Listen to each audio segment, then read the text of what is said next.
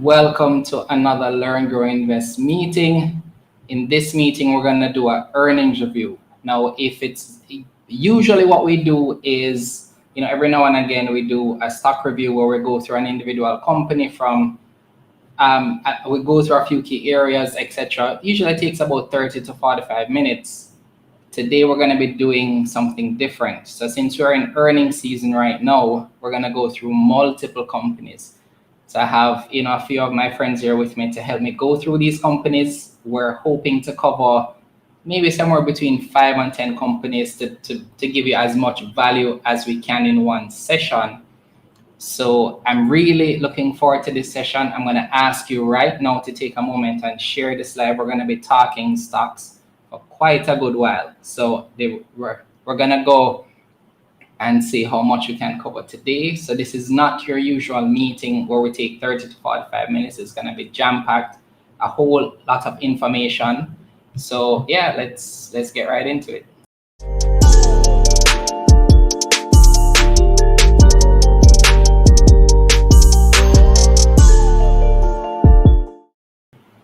All right, so if it's your first time here, I'm Jermaine. I'm the co-founder of L.E.A.R.N Grow Invest, and we do stock reviews. We do content on financial literacy and education. We talk about real estate, personal finance, cryptocurrency, etc. So our goal here is to teach you all that we can about investing and to help you make solid investment decisions.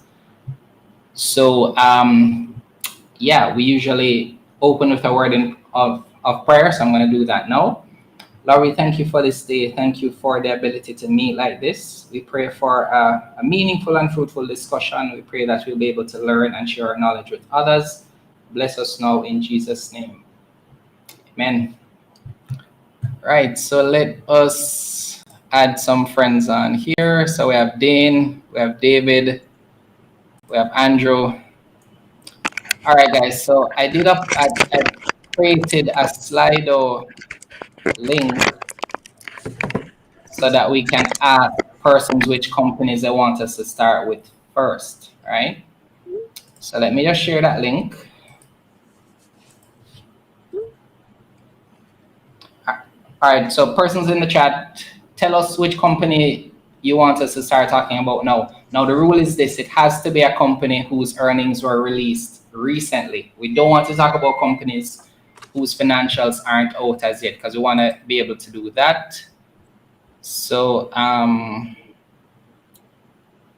yeah, let me know if that link works, by the way. Yeah, it works. Okay. All right.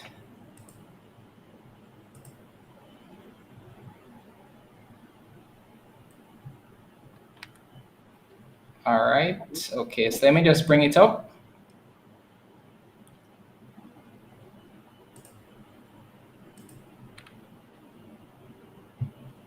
All right, so what we can do in the meantime, guys, you can tell me which companies you're looking forward to talking about.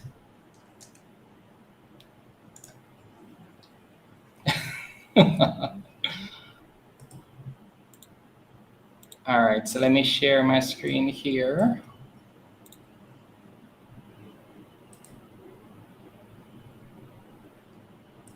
All right, there we go. We're seeing that, right? Yep. All right, there. Yeah. Okay, let me zoom in. Do I allow or reject? Allow is fine.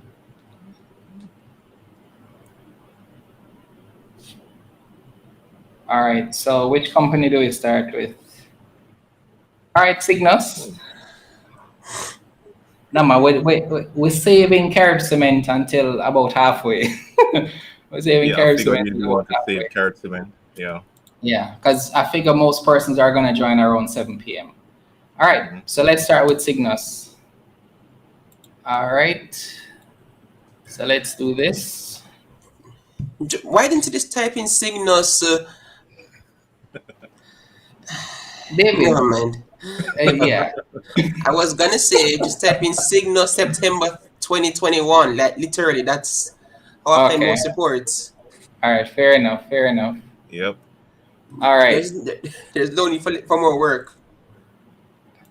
All right, this is actually the USD. The J seems to be every time. I don't even know what is what right now. All right, so who's going first? We're looking at the quarterly financials that came out for them. Wrong report. Jermaine, that's 2021 March. Yeah. As I said, just put in that what I told you into Google right there. Cygnus All right, tell me September again. 2021. Cygnus September Okay, 2021. there we go. There we go, sir. There we go. See how simple that was? Yes, sir. Thank you. All right. So Jessica, that was a big, coincidence. It was not a plan to have the three Ds here. No, that wasn't the plan. All right. So where you guys want to go first? Where do you want to explore? You want to go straight to the financials first? Yeah, let's do that. We don't need. We can just stay on that page and just look at the total investment income, if anything. Okay. Yeah. Got that.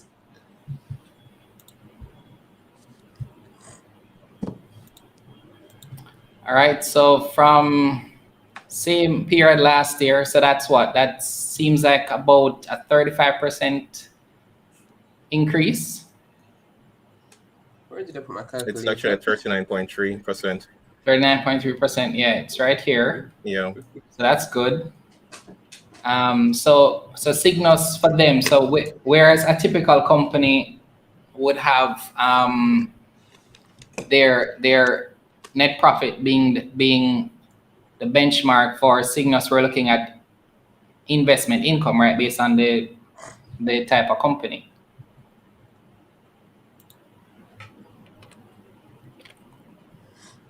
All right. And that's just because of the type of company they are. Cygnus really isn't the run-of-the-mill Caribbean company, to be honest, because there are only a few companies out there that focus on what you'd call, I'd say, specialized metrics. So funds from operations for Kingston Properties and Sally Motor, a bit for progressive business solutions, for like Facebook, it's users and so on. So this actually works out best in terms of what the company Cygnus. Okay. For them, what are the main areas that you guys look at for a company like Cygnus? What would stand out for you? What are you looking for? Well, I'm definitely looking at the growth of the interest income relative to the growth of funds deployed. Same. Yeah.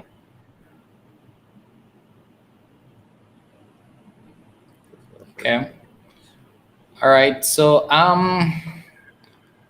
so we're looking at here. This is showing Q1 for September. Yeah, Deon, I think it's just you. It seems fine to me. It doesn't seem blurry. It could be the size of your screen. So maybe try changing devices. It seems fine for me. And the screen is maximized. Yeah, if you're viewing it from your phone, it may be a little small. So a laptop or a desktop may be better. All right. Yeah. Sorry about that, guys. All right. So we're looking at the Q1 for 2021 compared to last year. So we see interest income has grown. Interest expense actually has remained relatively the same. That's what a $4,000 difference. Yeah. That's negligible. And so, that's why net interest income. Yeah. Minus the participation fees is so much higher. Yeah. That's interesting. What do you think could have led to that? I mean, what that is saying is that you have more income and your expense pretty much remain the same. So is that what higher interest rate maybe for what they offered? What could that mean? So remember that Cygnus really and truly, the products are very specialized. So Jermaine, can you go back to Google, type in Express Catering 2021 audited? Express Catering. Jermaine, Yeah. a bit blurry for them as well. And it's actually Okay. is blurry on my. It's blurry for you? Well, Dayan said he's good now.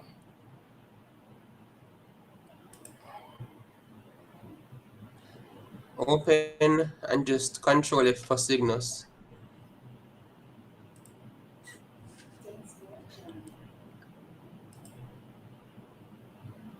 All right, it's a Control F. Oh, Is that's not giving me find? search. Yeah. There we go.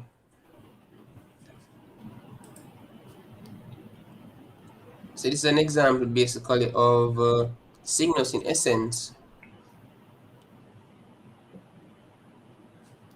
So they just lend this one company $8 million in for the loan, and basically they replace their old debt, which would have been the preference shares, and part of their upcoming debt with Cygnus debt. So the company's interest expense is now Cygnus's income. If you get what I'm saying. Yeah. That's other persons are saying that it's blurred and it's actually maxed out on your side, and I guess it's very nice. I'm gonna so the screen, it could be the side screen, so I'm gonna stop sharing for a second. And so interesting when I'm not live, I don't have these issues. So I'm just gonna switch screens and see if that helps. Let's do that.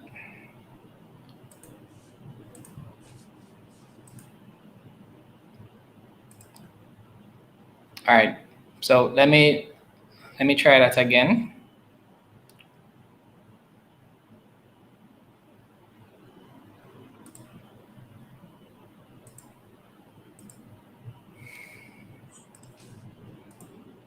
All right, guys, let me know if you can see that now. Does that look better?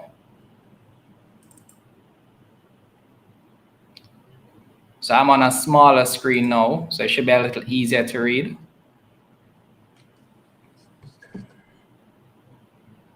All right, David, continue. All right.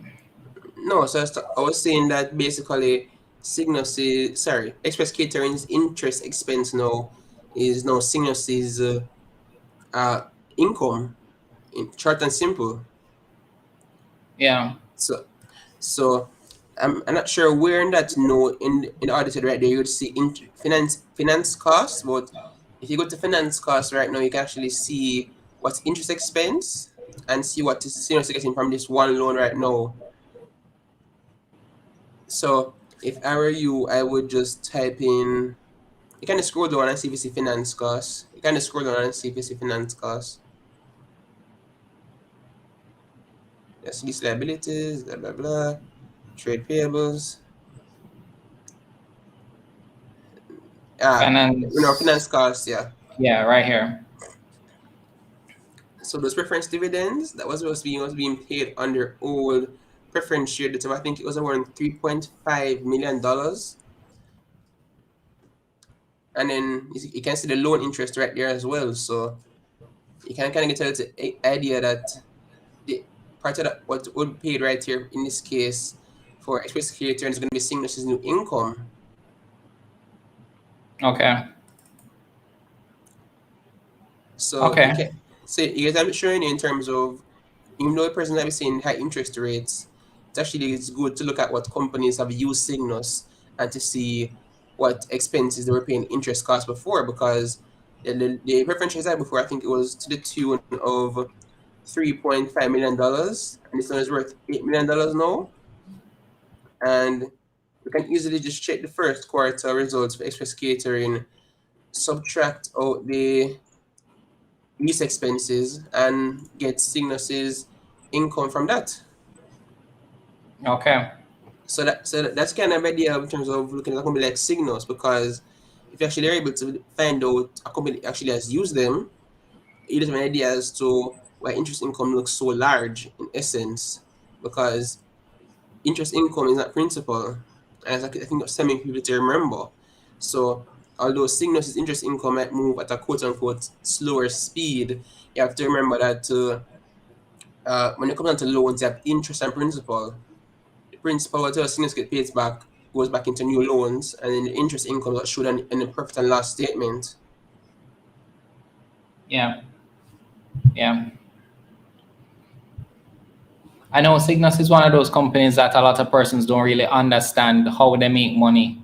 It's not difficult. They Yeah. lend money in a customized fashion. So, for example, go back to Express Catering All right. and just scroll back up. Page 27. Page 27. Yeah. Scroll up. Yeah, so it says clearly what Cygnus does right here, borrowing. It says that Cygnus creates investments loan. And it says it was refinance preference shares, the business expansion, and should be able within 5 years. So you're talking about 2026. And then on top of that, its interest rate is 8% in cash and then 4% deferred quarterly and payable at maturity. So when December 2026 comes, that's when you're actually going to see the full loan paid off. In this case, money returning to Cygnus in hand. And then you can at least see right here where it says that if the company is able to achieve 5.5 million in EBITDA, not EBITDA, which is tax depreciation and amortization, but EBITDA, which is in earnings before interest, tax, and amortization, that the coupon payment actually will decrease to 3.5%. So that's the kind of specialization of how this product works. Yeah. And Cygnus actually in their annual report tells you what kind of investment products they deploy as credit. So it might be preference shares, might be a zero coupon bond. There are numerous ways that they basically make it work. But at the end of the day, companies get money. In most cases, US dollar terms, because Cygnus really has any JMB loans on their books. And they take the money and just use it to either grow the company, refinance debt, or something else. And go back to the company, go back to Cygnus, go back to the Cygnus' results, and let's go look at the balance sheet. Or let's scroll down and look at the total. Let's look at the total investment portfolio for Cygnus right now.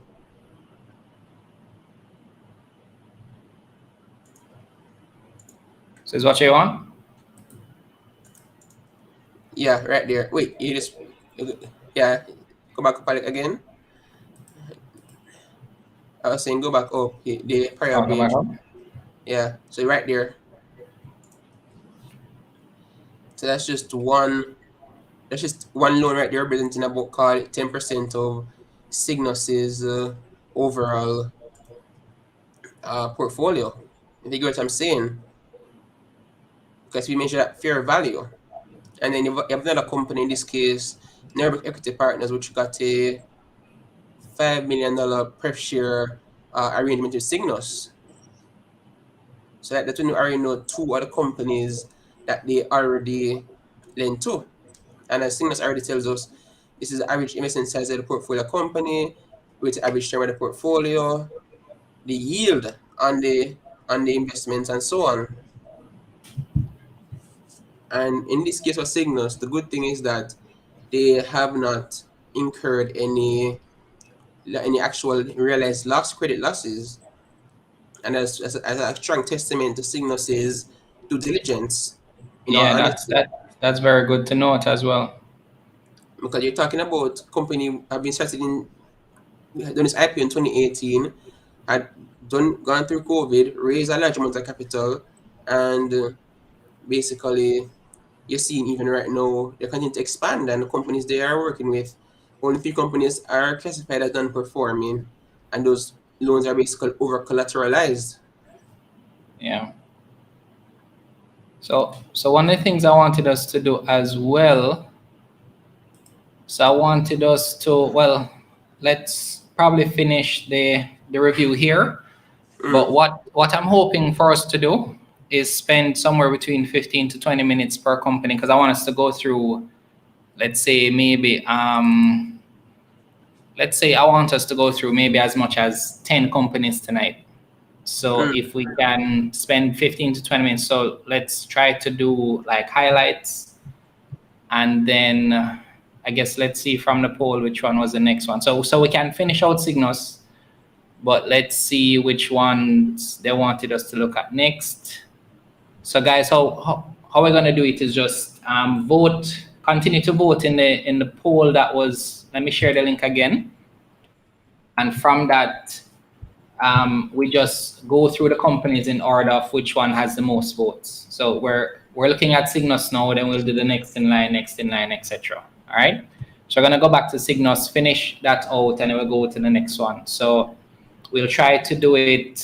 We'll try to switch to a new company at 7 p.m., then 7:15, 7:30, etc. All right. I was gonna say let's go back to the P&L and the balance sheet, which we basically we can scroll a little bit more, but let's just look at the portfolio structure right there, so persons can appreciate Cygnus in terms of what they do. As you can see, right, well, that's a little bit blurry, but for those who can see, Cygnus is diversified right there across 7 territories/countries. Jamaica being the largest exposure is the financial sector, but the diversity of the financial sectors that the sectors are exposed to, along with the diversity in the portfolio, really allows for you to appreciate that the risk is relatively lower. Not all gone together. You can't eliminate risk, but diversification in the portfolio does offer some level of assurance. And express catering will be a part of that 9% of fast food. You figure what I'm saying? Yeah. And we can just skip down now to the income statement and the balance sheet.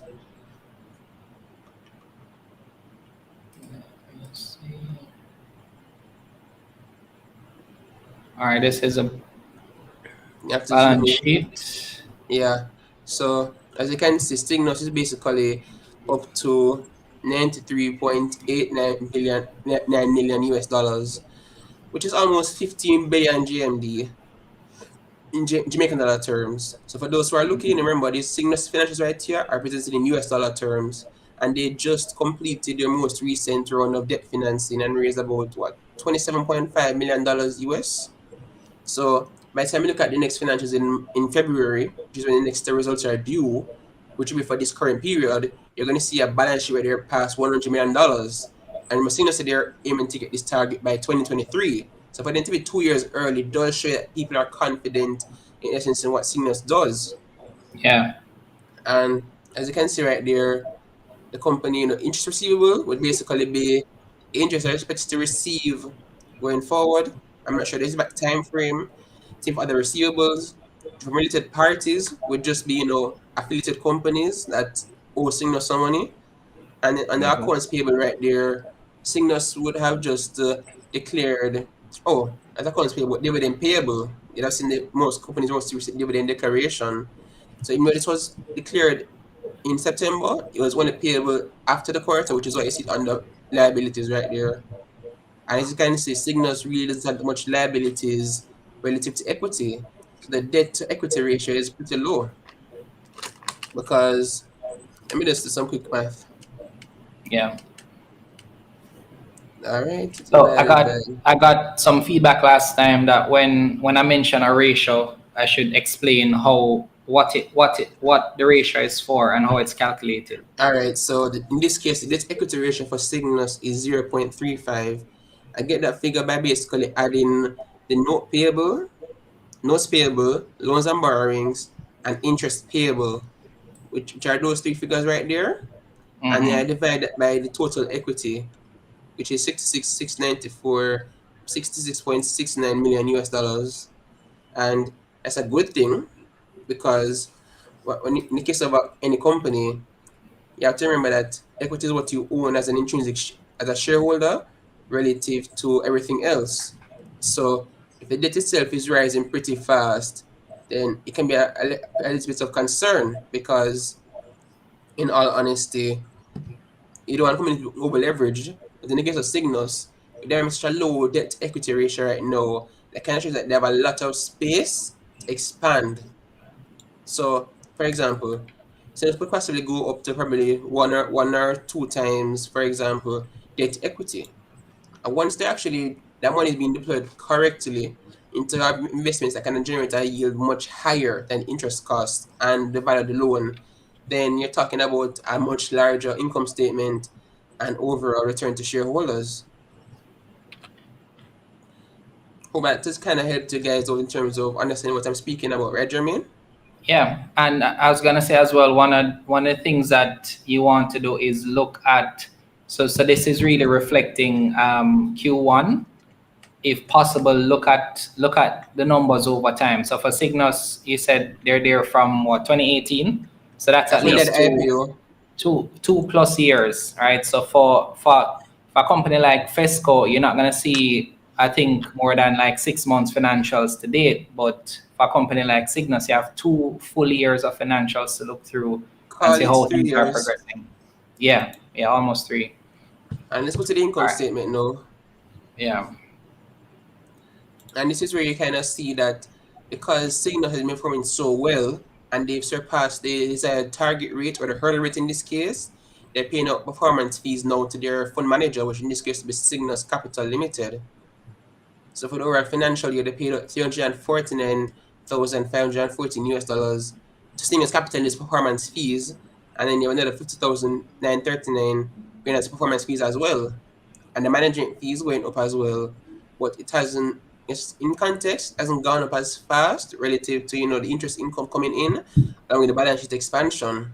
Currently, the APO last December, which was affected in the the third quarter of Cygnus, which will be March 2021, and what you're seeing right here is that they've said that 8% of the expenses right here are attributed towards uh, Cygnus companies. So the management fee is payable generally to Cygnus Capital because the other ones are arranged loans and everything else. The performance fee is only payable once they surpass a particular target return, and the corporate service fees is paid towards a affiliated company, which basically provides certain corporate services. The net foreign exchange loss right here is just the exchange rate movement relative towards the Jamaican assets, but cash they were on book, and the fact that they have such a low impairment provision being charged on their financial assets kind of shows you that the economy or the environment is getting better because you only have higher impairment provisions. That kind of means that there's higher uncertainty in the environment. But for seeing such a low impairment provision right now, with about 90 million US dollar worth of investments, shows that they're doing something properly. And the fact is, I think I said that there existed a couple of investments recently, which have resulted in a reversal of those payment provisions relative to the new provisions that they've had to put in place based on accounting standards. And here's why the purpose wonder why the EPS is so didn't go up as much. Remember, guys, they did an APO additional public offering in December 2020, and this is why the total share count has gone up. So if you were to compare vis-a-vis without the APO, the APS right there probably be double what you're seeing right there. And let's just go down to the cash flow to explain a couple other things to persons. Hope we get, if you have any guys comment, let me know if you understand what I'm saying. If ready to review this company. So you have to remember, guys, in the case of Cygnus, you're going to see what you call quote unquote positive operating cash flow. Remember what the company is, it's basically a financing company. So in all honesty, you're going to see more cash coming in from financing activities relative to even investing activities. So as you can see, basically the deal from related in this quarter, the company got 613,000 from related parties. The accounts payable went up for the period as well, and it's in the mid area of concern to see cash flow negative. And as you scroll on German, what you'd see right here, people, is purchasing new investments is the funds that they employ to new investments. So this is comparing June to September for those ones on cash flow accounting. And the cash return investments would have been, in this case, the investments they hold on book for some of their potential dry powder. And as you can see down there, the process of issue of new notes would have been the new debt that they got recently, and the loans and borrowings in the brackets would have been what they've paid back during the quarter as well, along with interest. And you can see that the cash went up slightly for the period, and they had 1.05 million US dollars for at the end of the quarter. Oh, so let me go back through that. So if you're talking about the financing activities, so what I was saying was that Cygnus got a new loan in the period, which had been 4.8 million US dollars. And I was saying that this was relative to the 780,000 US paid back, along with interest as well during the period. And because of this new financing that they got during the period, they ended up with an increase in cash and cash equivalents at the end of the period. What I was also going to point out was the fact that although you only see this amount of cash for Cygnus at that period, the company had another $2 million worth of dry powder in credit lines that they could have tapped into if they wanted to recently during the period. I would guys kind of help you understand a little bit more about Cygnus and how the quarter went. The market probably was expecting a bigger result for Cygnus, but really and truly, you have to remember the interest income and the profitability are only going to go up as fast as, for one, the growth in the management expense along with the performance fees, which isn't always occurring because of the performance fees. And then you also have to remember that Cygnus, for the new deploy capital, it's at the same time you're going to see that kind of SCI USD German. You see that same type of return in the preceding quarter. Say that again, David. I was saying that you're not going. Oh, so SCI. So I was saying SCI US German, like the type US at the end of the symbol. Okay, you're gonna have issues because of the JSC messed up on the website. Type US. SCI US. So what I was saying was, the thing is the JSC messed up the website again. Scroll down. I don't know how. Okay. And that is where you find Cygnus JMB. And as I saw the results come out, that is where you saw that large spread kick in. And I think that was Monday. Yeah, that was Monday. And I said that large spread after the results came out on the weekend. Yeah. So I mean, it went as high as 19 this week, and what ended today at $16. So I mean, if you took profits on Monday, you'd be happy right now. You may see this as another opportunity where it is right now. So exactly. I just wanted to have a quick look at that. All right, cool. So I think we've spent 30 minutes on Cygnus. Well, that's fully 30 minutes, but yeah, we're doing enough time on it still. Next one is JMT. Just type in Jamaica Teas September 2021.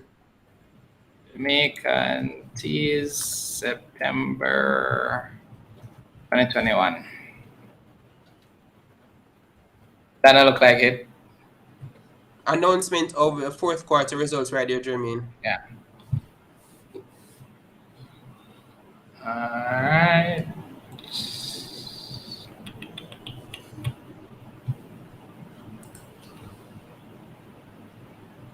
All right.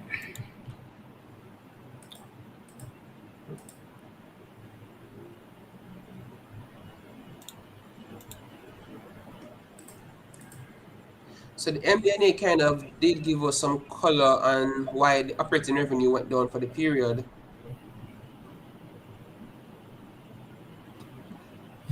So go there first? Yeah. Or you? So you can go to the MD&A if anything, but I just want to give color right there with respect to revenue, in the sense that they said that because they didn't sell any real estate during the period, which is why its revenue decreased by that scale in essence. So it's an indictment on the company in terms of why they didn't grow the revenue base. Because the thing is, as I said, if you compare quarter over quarter with cash flow, you can understand how much the manufacturing business did contribute. So go to the MD&A if anything right now. All right. What about Joe and others? They're gonna start discussing what the company. I was just about to ask them. Dane, Andrew, you guys have anything that you want to throw in our ad? Can go regarding to JMT, can go to the no. MD&A.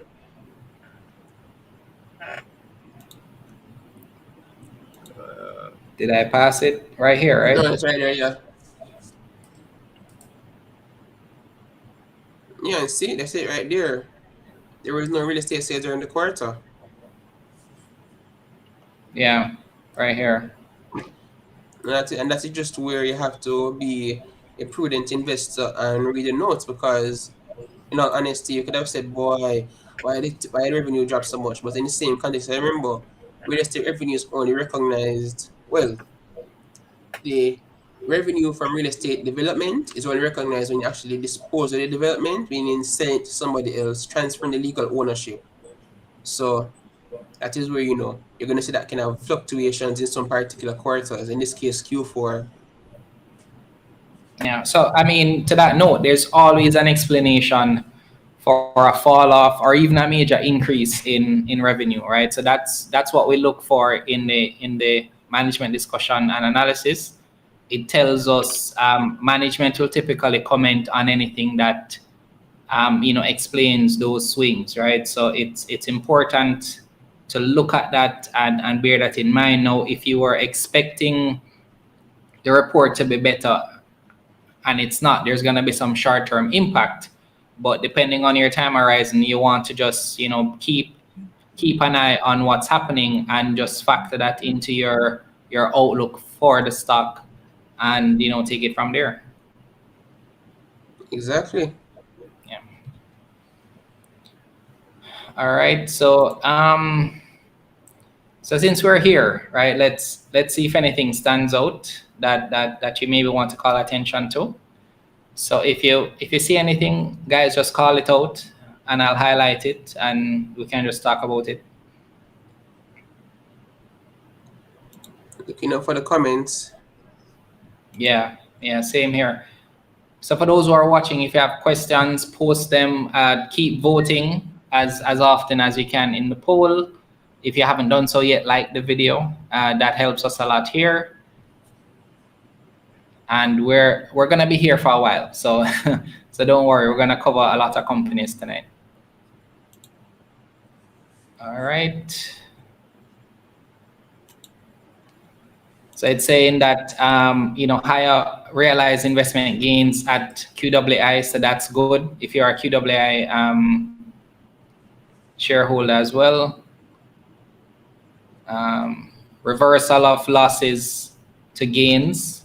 So losses of 482 million to gains of 354 million.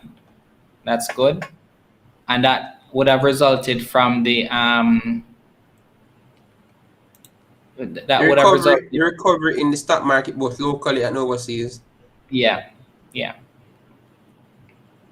So Jackie, are you asking what is QWI? Have you never heard about them before? All right. Changes in cost of sales match changes in revenue, but there's a significant deterioration in gross profit margins for the manufacturing division during the fourth quarter due to heavy increases in sea freight. So we've been seeing this for a lot of companies, right? Increased costs in terms of materials, shipping, etc. So it's safe to say that any stock that has to ship anything will have an impact. Sea shipping, quote unquote, sea shipping. There is a distinction right there, because people were saying the same thing with respect to mail pack, and I turned my name and say, hey, remember, mail pack has already said, hey, the most they're going to see in terms of risk with freight costs is just really with the air travel, but otherwise you're not going to see anything because we're not exposed to sea shipping freight. And I will just, so the person is saying, she never know. Yeah, I was just gonna ask you to connect those dots for us. All right, so Jamaica Teas owns a company called KW International Limited. That company and Jamaican Teas had an investment portfolio. They gave it to QWI in exchange for the company's issued capital. And what they did was that they had an IPO in September 2019 and expanded that portfolio. Jamaica Teas consolidate QWI as a subsidiary, although they only own 40%. So they own 40%, but because of the influence they have on QWI from a management standpoint, they're allowed to consolidate the company as a subsidiary. So because of that, if the market is to quote unquote tank tomorrow, have a flat quarter or whatever, you're gonna see that reflected in Jamaica Teas consolidated net profit, revenue, and everything else. So basically, if Jamaica was to buy a Tesla last year and the price ran up whatever, you'd have seen it in the income statement. Same thing if the market goes down. So that's why when you saw Q2 for Jamaica Teas in 2020, you'd have seen a loss in that period. And yes, Jamaican is a subsidiary of Jamaican Teas. If you go to the actual notes, it says Kidwell Investments Limited is a subsidiary of Jamaican Teas. However, that's a wholly owned subsidiary. So because of that, that is where you see non-controlling interest show up on the profit and loss statement. So Jeremy, you want to go back to the document so I can highlight that? Yeah, let me do that. And when the person asking how does a spin-off for with JMT change your business model, it technically doesn't, because all that's happening right now is that the Jamaican Tea is going to be a holding company. That's all it's really going to be. Going to go to profit and loss statement, because Profit and loss? yeah, go back up. Yeah, right there. So you can scroll down to the net profit and yeah, so right there. So for those wondering, that NCA you see right there, non-controlling interest, that's really the 60% of QWI that they do not control.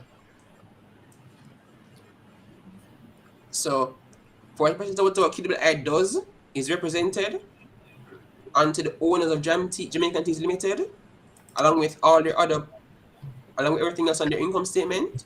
But the other 60% is the NCI, which they don't control. And that is why you see that 292 million represented in brackets, because that was a loss. That was last year. QWI lost last year. And as I said, the spin-off doesn't necessarily change the business model. The company still has its supermarket, so its real estate business, as QWI for investments, and they're gonna have their subsidiary right now, Caribbean Food Dreams Limited, which basically is going to do the manufacturing and expand its the dry food division and so on. So the business hasn't fundamentally changed. When you do the IPO for the spin-off business, in this case, manufacturing business, you're going to see a bigger balance sheet for one, because then with the spin-off the company just still not get more capital. What you're going to see is potentially a lower profit attributable to owners initially within that quarter whenever they do their IPO. Why? So remember, guys, and for those who aren't familiar with accounting, if you have a subsidiary, if it's wholly owned, you do not need to represent anything called non-controlling interest. It's only when you have a subsidiary and that subsidiary isn't wholly owned, meaning you own 100% of the company, where you have to represent the non-controlling interest, which is what you don't have controlled basically to yourself. And this is based on IAS 10 for those who do accounting or want to go and research what I'm talking about. And that speaks to, the presentation of financial statements, especially consolidation. All right, thank you for that, Jermaine? Yeah, I'm actually just bringing it up now. Yeah.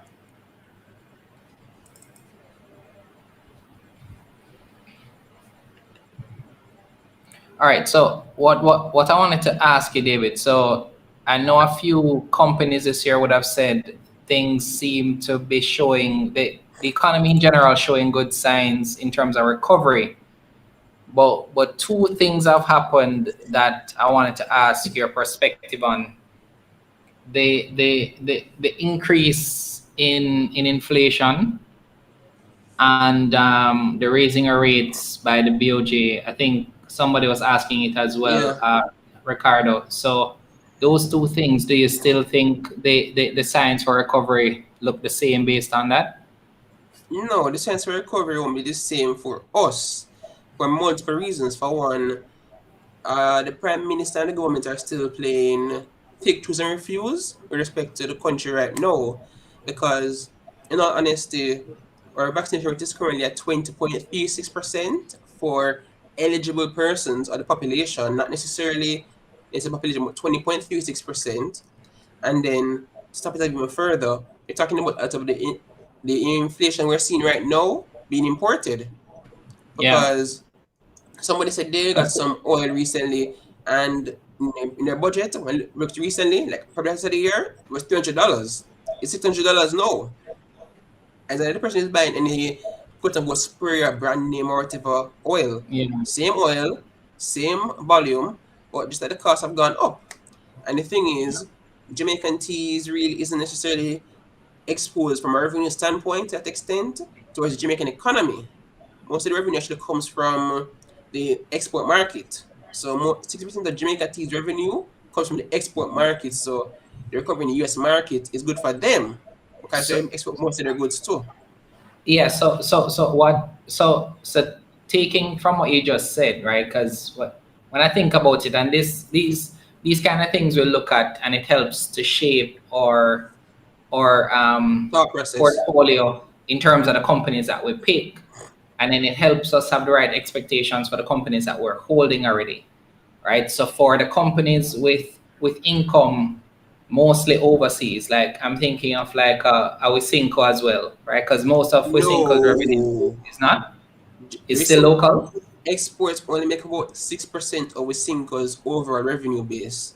Ah, The exports okay. have been going up, which has been contributing Mhm. significantly to the bottom line, but it still makes up a small fraction of their overall revenue base. Okay. So So, people confuse that. So the billions upon billions seen in Jamaica, West income mhm. makes, is really in Jamaica. Only 6% of it comes from Ah, overseas. so what that means then, so taking that same information then, right? And we had done a Wisynco review previously.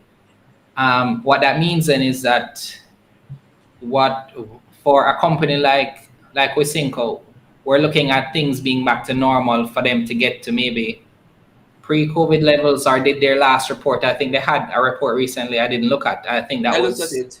It was very good, to be in all honesty. And the thing is, it was relatively better compared to the prior period, which didn't have the historical operations. And they said it was the best okay. quarter. They said it was the best quarter in their history in terms of revenue.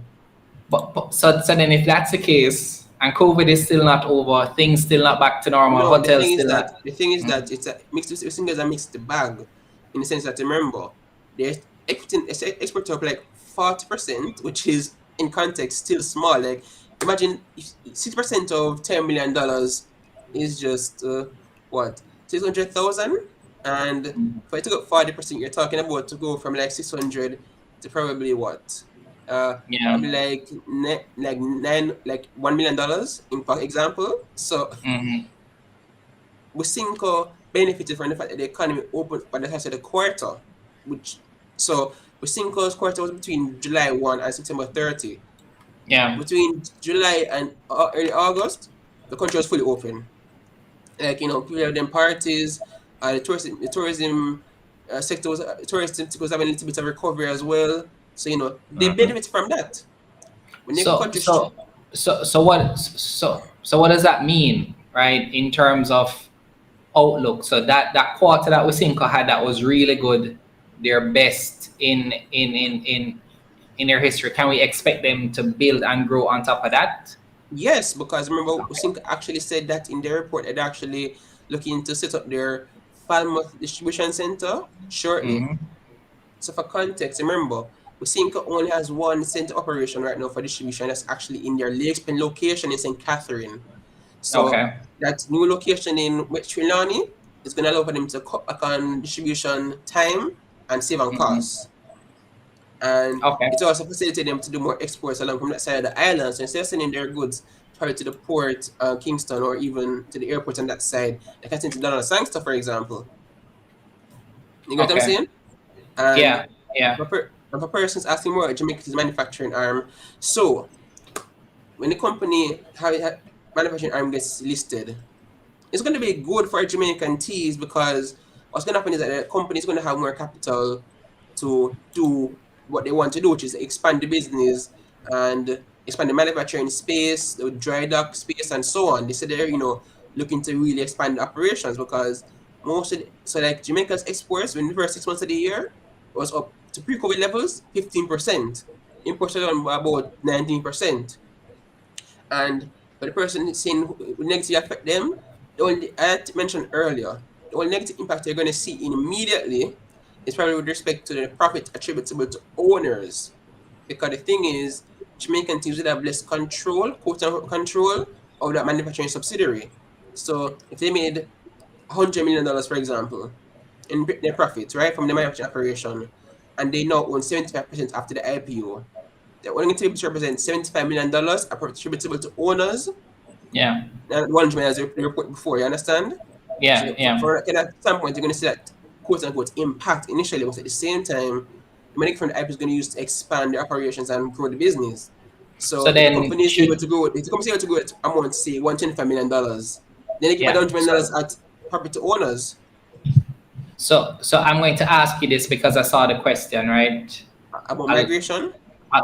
no, a lot of persons are looking for similarities in what they're hearing about JMT with Blue Power and Lumber. Is it something that they should consider similar? Because we've seen what's happened with Blue Power and Lumber since the separation. That was two different scenarios, in the Okay. sense that Lombard Depot totally spun off the business to shareholders of Blue Power. In this case, the Jamaican Tea spin-off is only taking the manufacturing business and putting a different legal entity to list on the Mm-hmm. JSC. As I said, we don't know as yet how they're going to compensate shareholders, because when they spun off QWI, what they did was that they gave persons who are Jamaican Tea shareholders by a particular record date the ability to purchase QWI shares at a lower price. So the IPO is Mm-hmm. $35, and if you're a GMT shareholder, you could get to $25 instead, a 10-cent savings. You understand? Yeah. And the thing is, in the case of MJE Mayberry, they gave a Yeah. discount to shareholders in that case as well, in terms of and the thing is, in the Mayberry MJE situation, they gave a dividend of 10% of the company of MJE to shareholders as a dividend back in February 2018. And then by mid-July, they listed another 10%, and persons could buy as shareholders at a cheaper discount. You understand? Yeah. So the thing is, people need to look at the facts and understand what is on the table, because people are saying, oh, Blue Power, Lumber Depot. Remember, Jamaican Teas did not say, if you're a Jamaican Tea shareholder as of this date, you'll get to earn their most profitable arm for business in this equivalent amount of shares. No. They said, hey, we're going to transfer legal ownership of our operations from our current company of Jamaican Teas Limited to Caribbean Dream Foods Limited, which is a different legal entity. Under the Yeah. same, so shareholders still have ownership in that business right now. When they're trying to a different legal entity, it doesn't necessarily change that fundamentally at all. And the thing is, when it does list, you're still going to have direct ownership through Jamaican Teas in that business. You can go and buy the Caribbean Dream Food stock directly if you want, if it's a manufacturing investment, but at the same time, you're still going to get exposure as a Jamaican Tea shareholder in your own right. And then if a Okay. person's asking about, the tax rate for Jamaican Teas, it actually expired last July in 2020. So they're actually paying the full 25% income tax exposure for their Jamaican Teas business. Yeah. And then I think I saw somebody asking uh, when are they uh, going to the main market. and I was Yeah. So about to answer that's yeah. that. Okay. So the thing is, there is no mandatory migration to the JSE's main market. It's optional. And you have to remember, the junior market says for the first 5 years, you don't pay any income tax as 100% remitted. The second half of the 5 years, the second half of the 10 years, you do not. The second half of the second half, which is 5 years, 6 years, 6 to 10, you pay 50% of the regular income tax you usually pay. And to make sure that person's listed on the JSC and delisted at the end of the overall 10 years, you have to stay listed on the JSC for 15 years in order for the taxes to be fully remitted. So the Okay. Jamaican Teas could necessarily go and raise capital tomorrow for Jamaican for Caribbean Dream Foods, right? Then take Jamaican Teas private and be like, all right, we'll get to what we want. No, that's not how it works. So Access Financial Services, Lasco Manufacturing, Financial, Distributors, Dolphin Cove, Cargo Handlers, General Accident now, they cannot necessarily go and say they want to delist tomorrow, because the thing is they're going to be liable towards all the tax credits they received over the last 10 years. Okay. You understand what I'm saying? Yeah, man. So the thing is, that's one thing I actually told the JSC, written to them, I said, hey, you need to make some changes to the rules, because it should not be that after 10 years, you have to sell the junior market. Because the thing is, for one, after the 10 years, the only benefit in a junior market is that you pay lower fees than main market. That's one. And you also don't get penalized for breaking the rules. So if you want to report late, no penalty. You're the trading outside the stipulated period, no fees. Uh, Give me a second, Jimmy. I'll get in a call right now. Back in a second. yeah, man. No problem. All right, so let me look at some of the comments here. If you're just joining, we're doing something a little bit different tonight. We're just doing a live stream, just going through companies, talking about the market, looking at reports. So this one is not going to be the usual 1 hour stream. We're going to be here for a while. So But yeah. if you haven't done so yet, one sec, David, be sure to vote in the poll that I just posted in the chat. Whichever is highest on the list is the next company that we're going to review. So be sure to get your votes in. All right. So I would add in the fact that only constraints have been made on the junior market is that they can raise more than $500 million in issued share capital. So that's the only constraint. So like for CPJ, they had to go to the main market to raise more capital in terms of equity capital. That's the only constraint. Otherwise, if their business is fully matured in terms of where it is as a company, and you can take on debt market as they want, then the general market actually comes with less risk, because I say you don't have to pay any fees for being late to the reports or financials, and at the same time you don't have to. There's a mandatory graduation period. So I'll be right back. Yeah, man. Cool. All right. So Shay is saying that they expect a massive surge for Wysinco's next report. So if that's what you're expecting, then you know what to do. Rickard asked about when will JMT go to the main market. I think David can answer that question. I'm looking to see if there are any questions that we did not answer. I think we've touched on them all. Yeah, I believe you have. Yeah. So all right, Dane. So what companies are you looking at? Which one is most interesting for you right now? Right now? Yeah. I've not really been in the market much, but I know you don't want to touch Carib Cement as yet, but I have my eyes on them right now. Okay. Well, JMMB, Lombard IPO is next in the list. So that's the one we can look at next. That would be a nice one to look at. Yeah. All right. So let me do that. All right. All right. Yeah, so I'm keeping an eye on Trans Jamaica as well.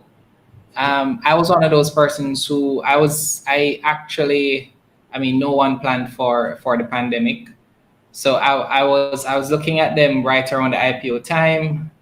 They paid a really nice dividend going into the end of last year. But personally, I moved away from them when I saw what was happening in terms of their performance. I'm expecting that. I'm expecting either dividend announcement soon, or for things to pick up as the country goes back to normal. Right. So I agree with you there. All right. Let me share this screen. All right. So let me try and do what David taught me. Lombard IPO, September 2021. Yeah. I'm actually not seeing it. Okay, wow, that works. No, this is it. This is cool. Annual report. And then I don't like using the browser, So I'm going to open it to the desktop. All right. So you want to take this one then? No, it's your show. I'm just here to support. All right. So let us start with the MD&A. Yeah. So this is just speaking about the core business of the company. We've actually done a full review of Lombard before. So check. I think it's in the link in the description, or no, check our channel page and you'll see that one. So I'm not going to read through that. Let's go to the performance summary.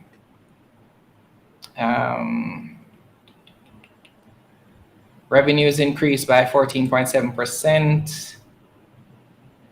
I don't know why I was expecting more. But let's see what that numbers actually look like when we get there. So the construction sector displayed great resilience and continues to lay the foundation as we navigate uncharted territories moving forward. Complexities created by the pandemic led to several challenges. I think we can scroll past that. That's what we've heard before. Yep. Profits totaling 145 million. 145 million, a 554% increase over the prior period. So let me go back here because he was talking about what revenue is increasing, but this is talking about profit. So let's wait to see that. And they're currently, since they're part of the junior market, they're experiencing that tax break that David was speaking about earlier. Yes, they are. Yeah. So this is their balance sheet. 12 months ending. So let's focus on here.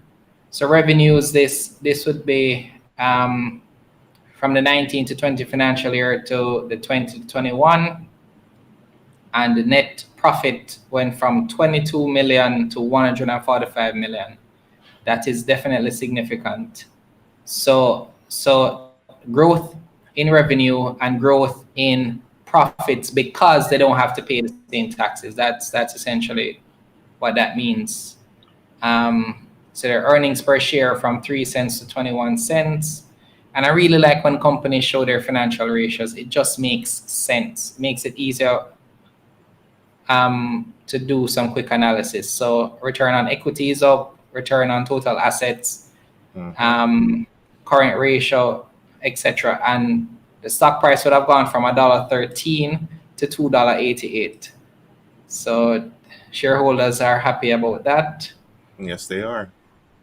All right. So conclusion is they've had tremendous support from their customers, which when combined with the dedication of their staff to provide has given them the ability to produce excellent results. So they would like to thank. Let me go up a little further. Yes, future strategies. An additional offsite warehouse facility downtown was developed over the last financial year, and they're now in position to capitalize on it. That's good to note. They'll also continue to grow their digital footprint. And okay, yeah. So those are two key things to look for. Let me see. Let's go to that. Let's skip over some of these here.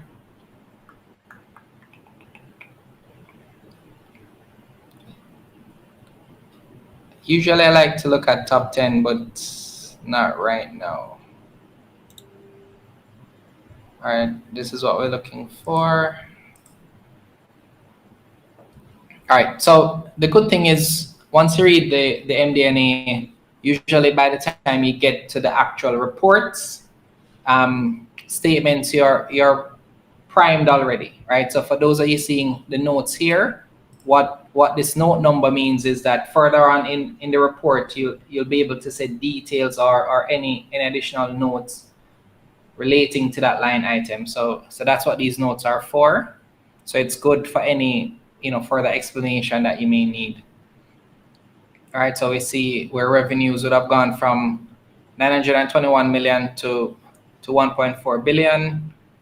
If revenues go up, then cost of goods sold will typically go up as well. If we're able to calculate, then we would see if the percentage in terms of gross profit margin would have increased. but we see in terms of dollar figure, it's Yeah. not quite, but almost there. Other income would have grown as well. So profit before finance, income, and taxation. So because of them being on the junior market, they have that tax break. Yeah, the tax So we're not gonna exemption. see, Yeah. yeah. So they would have paid 9 million in taxes the year before. They just paid 25,000. So that's a significant difference.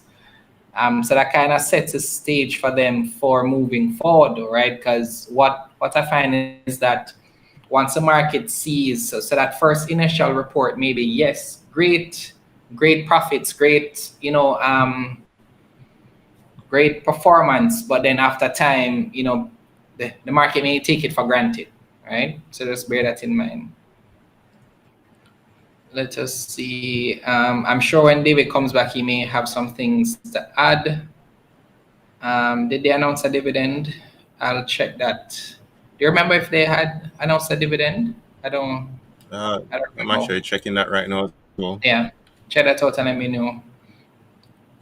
Do we have any Lombard shareholders in the chat? Let me know in the comments.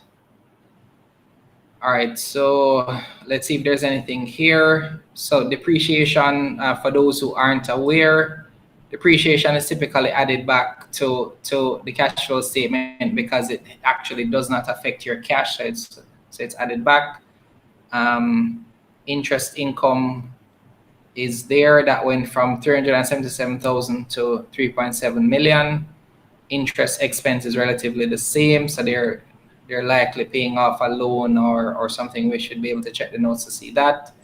Taxation is going to be the clearest difference there. So even without going to the end of it, I know that there's a positive cash that's going to be there. All right, so I have quite a bit of Lombard shareholders here. That's good. Kefash, good to see you. It's been a while. Cash flow from investing activities. So they would have made an investment in that property downtown that I mentioned. I don't know if that's what the 99 million is for. And then cash flows from financing activities, shares issued, dividends paid. So they would have paid a dividend within the fiscal year. Yeah, so they made some payments in September, I believe. Okay, perfect. Yeah. All right. So would that one in December still reflect on this report? Because this report is as at September 30th. Okay, yeah. So if it was paid in September, it should be there, right? Mm-hmm. Yeah. Yeah. It should so be we there. see their Yeah. cash would have grown, dramatically. All right. Let's look at Lombard on the market now, right?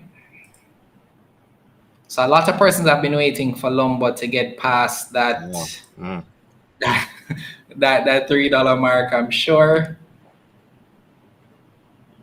All right. So year to date would have started the year at $1. So if you're holding from the start of the year, good. But if you would have purchased here at $3.58 in June, you're being very patient right now.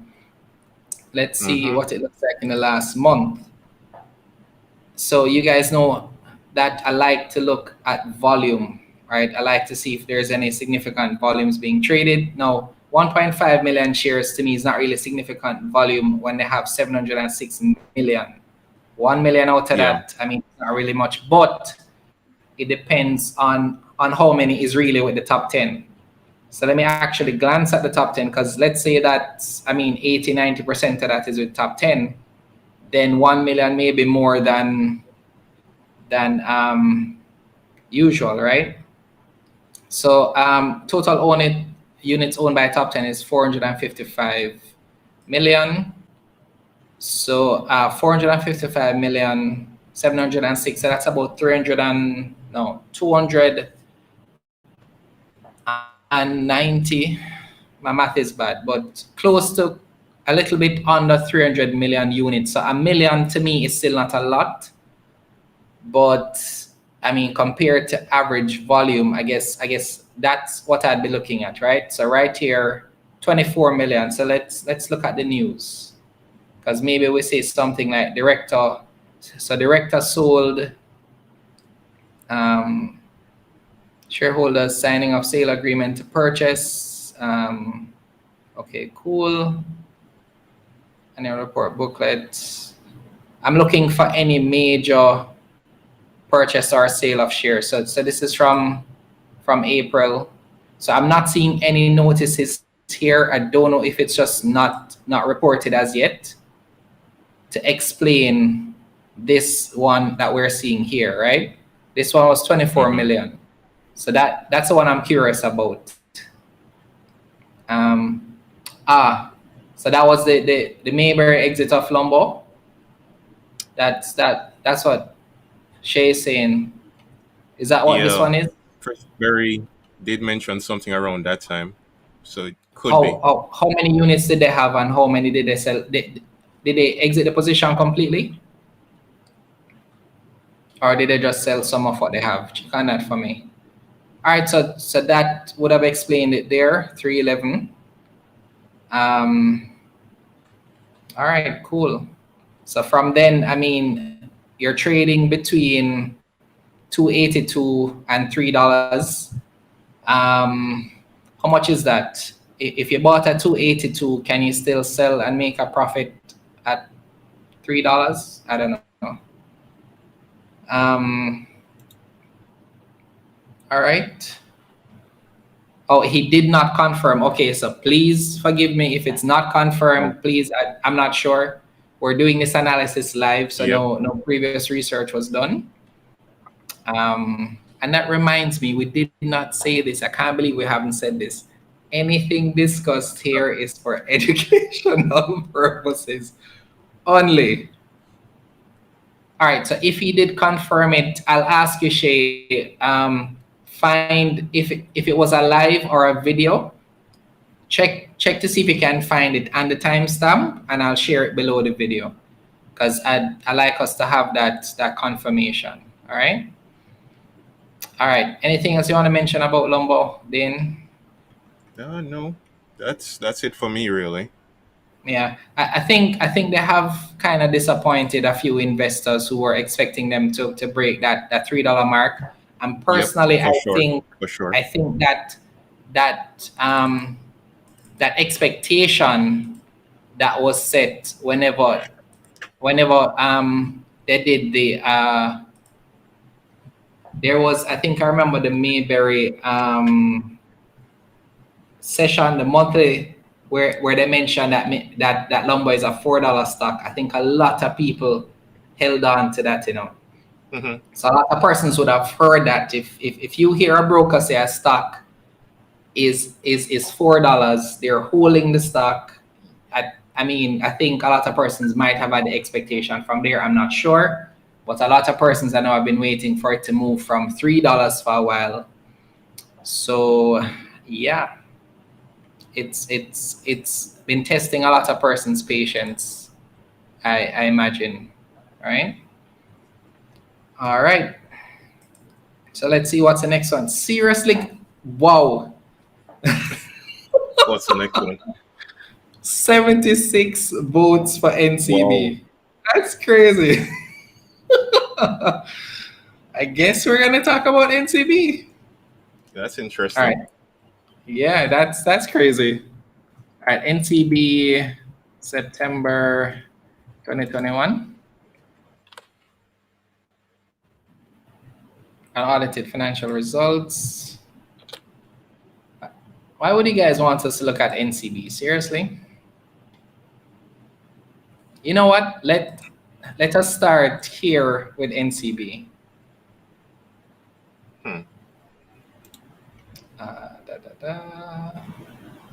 National. All right. Any NCB shareholders here? NCB is one of those companies that a lot of persons expect to be able to, leave for their children or their children's children. So at the start of the year, it would have been 143. It traded today at 118. Let's see the 12 months. So in 12 months, it was at 150, the highest point. And if you go pre-COVID, you're looking at $200, right? Yep. So in 2019, it was $209. So imagine if somebody is holding from $209 to now. That's wow, right? So let's see what it looks like for the last month. Well, let's see if there are any major movements in terms of volume in July. 95 million. Can you check what this one was in? 95 million. It was this a director sale or purchase or something? Apart from that, Let me check. I mean, based on the price at NCB, the volume may not be the same as other stocks. 4 million units there, 5 million units, 5 million, 132. So I mean, NCB is one of those stocks that a lot of persons. Well, so Jackie is asking why financial institutions are underperforming. I mean, I think it's just a result of the state of the economy, right? So because of where we are in terms of the pandemic, I don't think you're going to see the same type of performance you were seeing pre-COVID, right? Because the market will reward the companies that are performing. So I mean, I would be looking at let's see what we can see in terms of their performance. Let's look at their pre-COVID performance, right? So look at this, Jackie. So this is 2021. So if you look up to Q3, it didn't. It's not quite at the same point at Q3 last year. 2019 was even more, right? So Yep. Q3 would have been 8.9 billion. Q3 this year was 4.6. So that to me is the number one reason, right? There may be other factors, of course, but the performance for one is not the same, right? So that's why I think the stock performance have been trending down. Let me do a quick check with David to see for him to just tell me when. Jermaine confirming July 13, 2021. Yeah. Yeah. Director and a senior officer had surrendered a total of 95 million shares. Wow. Okay. All right. That's share that link for me. Share it privately. Sure thing. I'll bring it in. Yeah. So Jackie, that's what I would say it is. So what the pandemic did in terms of what I saw is that the companies that were usually performing well aren't the companies that have been doing well since the pandemic, right? In terms of performance, financial performance. So we saw, for example, Mailpack had a great 2020, but for this year, persons weren't as impressed because, and they said it, 2020 was an extraordinary year for them.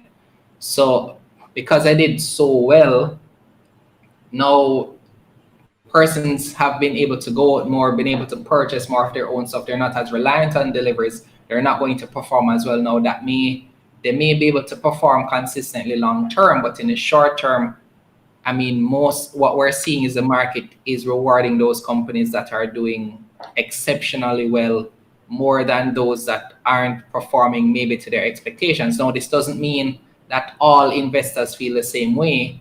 It could be a certain type of investors, but all we know, it takes a few buyers to turn the price, right? Because we're gonna look at Carib Cement later and try to determine what happened there. But the point is, don't always think that it's the entire market that feels a certain way about the company. It could be a handful of investors, and that can still move the price because you are allowed to buy one share or a handful of shares.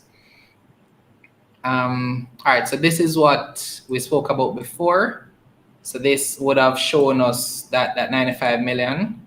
So usually when you see anything major in terms of stock price movement or volume, you want to wait a couple of days to see an explanation like this. Something should usually come out, if especially if it's such a large amount, right? So for NCB, 2.4 billion shares, and 95 million being sold is a fair amount. All right. So do we need to look at the NCB financial reports? I don't think so, because I mean we're seeing most of the data here. Yeah, you are. Yeah. So earnings, we're waiting to see that. Yeah. So, but I mean, I guess since so many persons asked for it, I think we owe it to them to look at the report, right?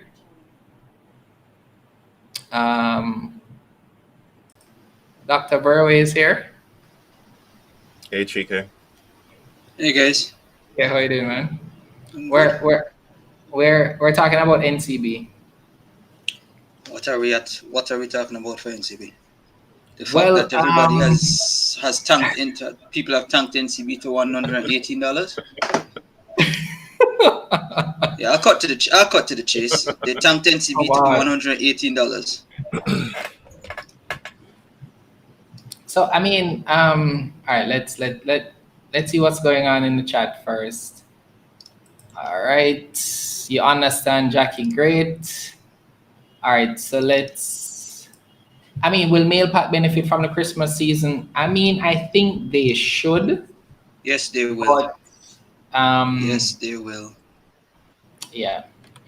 So, but Chike, so you remember that note I had mentioned about Mailpack earlier in the year? I was like, that note in the MD&A. If you remember when we did the stock review, I was like, that was a very specific statement by the management to kind of temper expectations. I know you're saying like, maybe they just don't want to be, too high or too low. I know how you feel about the company long term, but I'm just saying that the writing was kind of on the wall there. All right, so let's put it in perspective though. This is not long term. This is currently short term, right? We're coming up to Christmas. We're coming up to Christmas. The one place that has the most major run on it in Christmas time is PriceSmart. Cool. The next place that has its most major run is everybody trying to get their packages out of Amazon for Christmas as well too. What do we currently have? We currently have a shipping issue.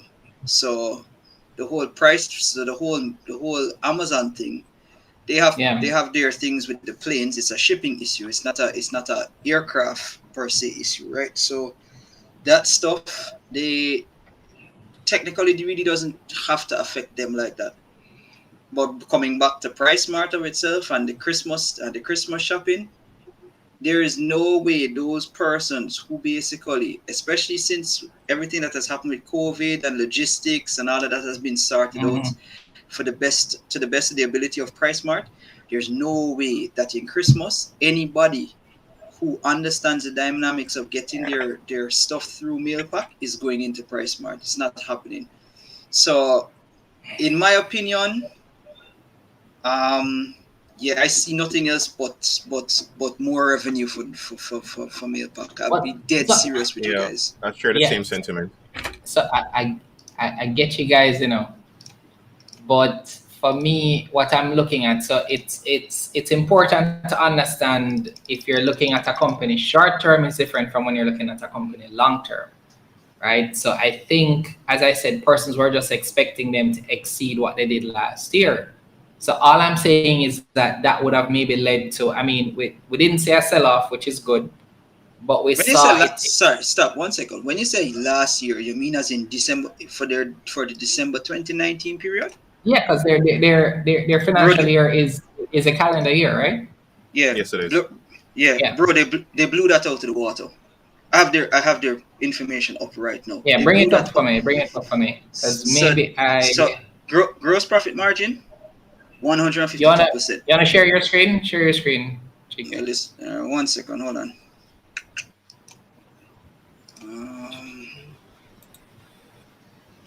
All right, let me see some of the questions. Let me see some of the questions in the meantime while I bring that up. All right, so we're talking about Mailpack now. We're going to look at the NCB report, guys. I promise you. Kefash is saying, imagine NCB trading under $100. Would that be the ultimate Christmas gift. Straight. Okay. I'm not gonna lie to anybody. That's the ultimate Christmas gift. Now, you guys go forgive me. This particular one is not complete for Mailpack. I was actually still doing it. But the relevant parts are there. It's the relevant parts I want to share. All right. So I'll search for the financials as well, because I did not look at it personally. So yeah, I was curious to see what really went wrong there. Nothing went wrong. Okay. You have in 2019, you know the things I like to look on. All right, let's actually go back to the financials because I did that fully. Yes. Right. Yes. They solidly brought down their debt to everything. Debt to everything, basically, with the exception of actually. Can you zoom in, Chike? And then remove that melon sharing thing. Yeah, hide that. Yeah. Okay, yeah, that's better.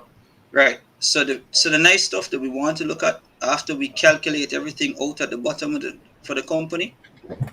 This is the capital that they had that they employed, basically, our capital growth, basically, because capital employed is basically how assets differ from current liabilities, pretty much, right? In 2019, the capital that they had they put to use, they only had like 360 million. In 2020, it was 580. All of their ratios, with the exception, I don't have debt in it as yet, but the ratios for assets, equity, everything was either coming down or, as you can clearly see, it's in blue. So Chike, right? that report, that December 20 is 2021, as in it's the most, the financials that came out recently was the end of the 9 months, right? Yeah, the 9 months, and the 9 months is over on this side. Right? As I said, the 9 month stuff, they still had decent performance. Everything is still blue for me in terms of the thresholds that I use. Right. Okay. I didn't do the 9 months as yet on their profitability, so I only have their performance of itself for the year. But even still, their performance for the year. Let's zoom in, take a look. Their performance for the year. Gross profit margin by my calculations, 2019 zone was 145%. 2020 zone is 152. Their ability to pay their debt, which is their interest expense ratio, is massive. This particular threshold is supposed to be like 5%, I think. It's not a percentage, sorry, it's a number, right? Because it's the number of times. It's 3. It needs to be greater than or equal to 3. By the calculation that was used, basically, they can pay their debt 300 times over in 2019 and 298 times over in 2020. And as you can see, everything that is blue is a positive. It's either blue, yellow, or red. Yellow being cautionary, red being it's basically dropped below my threshold. Their free cash flow, which, we always talk about free cash flow. I have way more metrics now for free cash flow that I use. Their free cash flow to CS, free cash flow to their market capitalization based on what we as the investors want to run up the price for. Their enterprise value versus their sales. All of it is good, with the exception of accounts receivables, which I'm pretty sure they'll improve on based on all of this stuff going on here. So net margins, Andre always likes to talk about return on equity. This is massive. Look at return on equity was 24% in 2019, gone up to 77%. Return on assets was 19%, gone up to 67%.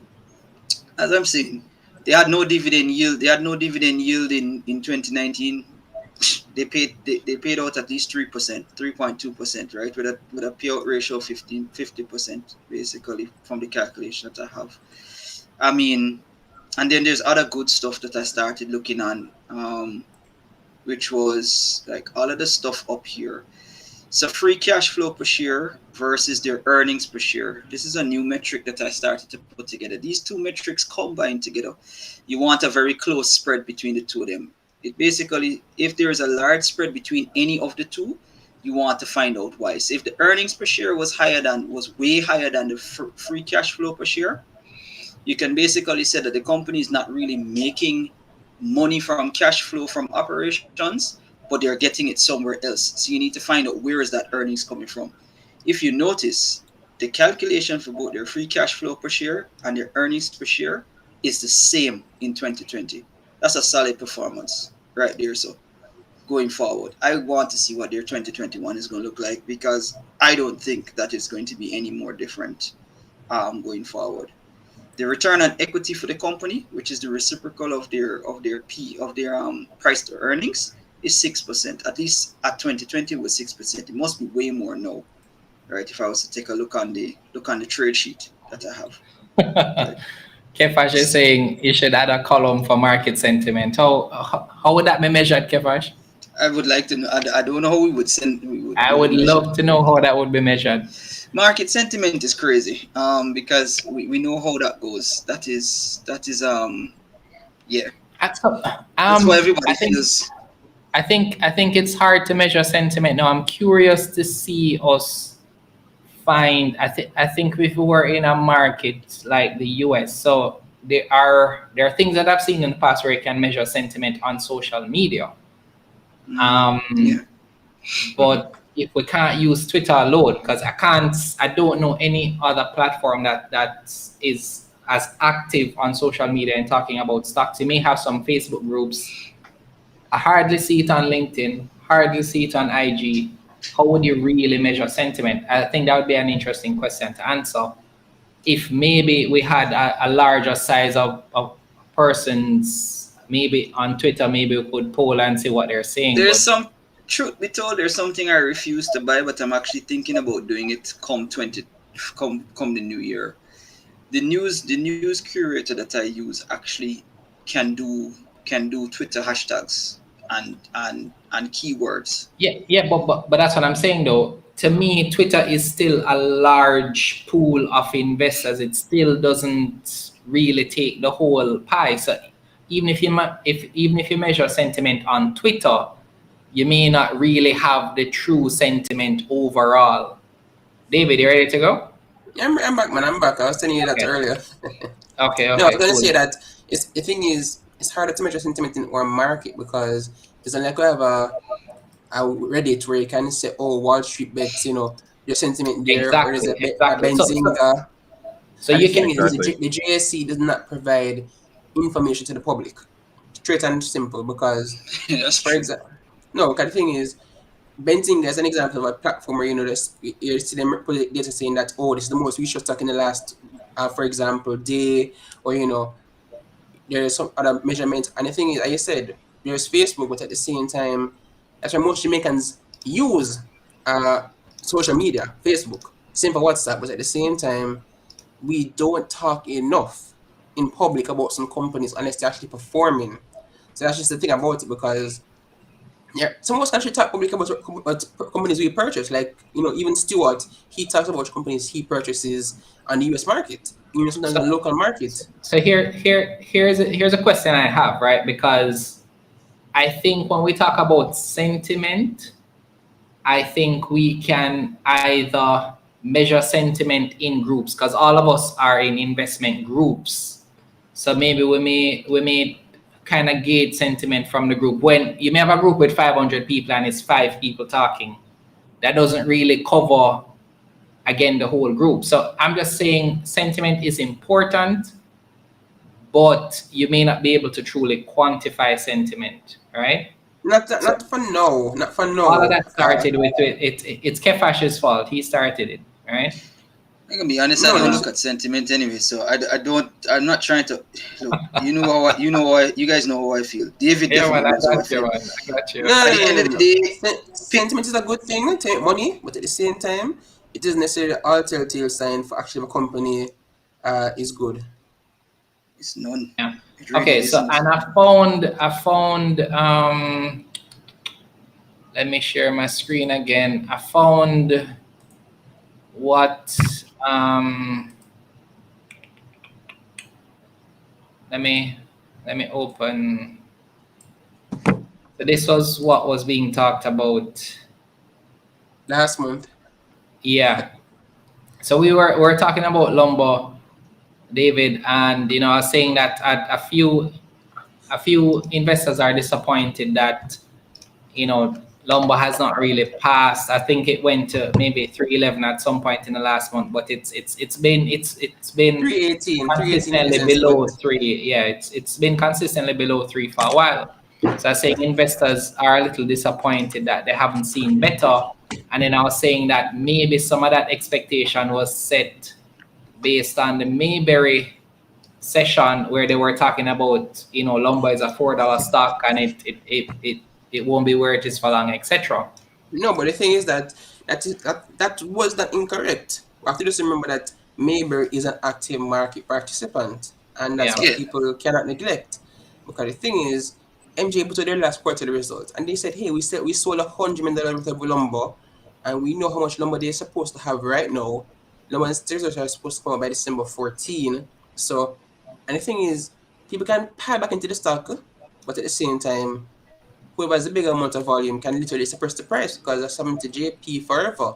And even with Mhm. First Rock put out good results, but based on negative sentiment has been around this stock in the last couple Yeah. months. It wouldn't, and JP. that's just it. That's just it. Yeah. As you get to JP is actually one of the ones I definitely want to review. JP, I'm I actually going to be remember. reviewing. So Chike, you remember JP was first introduced to our Learn Grow WhatsApp group by Leon back in like 2018, That's and true. JP has just like the market has never responded well to it. That's No, the good for thing is, them. That's good for it's the market. twofold. It's twofold. So JP did a bonus issue a couple years ago because I did some checks. It was around like $42 at one point. So it has gone to slightly higher levels, but I said that the bonus issue that what happened a couple of years ago, and then on top of that, as you were on the other entity were discussing it, there's somebody actually selling a large volume at say 25, I think, and every time the volume finishes, refill. And Okay. it's just it. Look at it right now. Lumber, quote unquote, has had so much volume over the last month. I don't say abnormal, but it's pretty good in consider general market stock.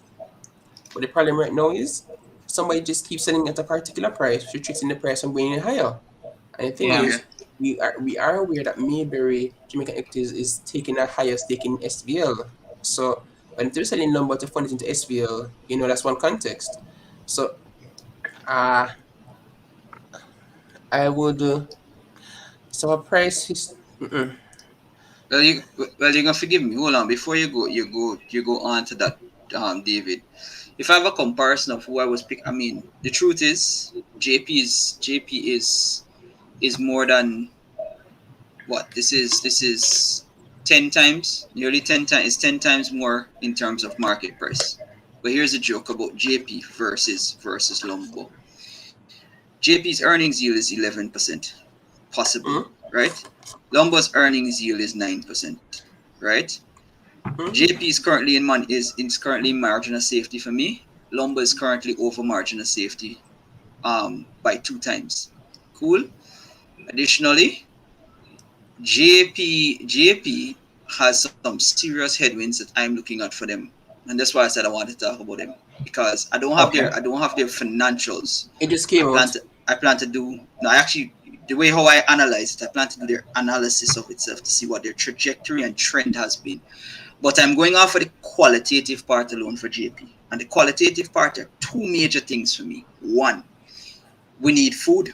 That's the first thing. And they're one of the major manufacturers and distributors of snacks, etc., and so forth, right? Their market is not necessarily in Jamaica. They get a lot of their stuff from Dominican Republic, etc., and they bring it in to Jamaica. Secondly, the next part, they have their own shipping company. Zine, that means that they don't fall prey or should not fall prey to what everybody's going to experience, which is those high astronomical container prices.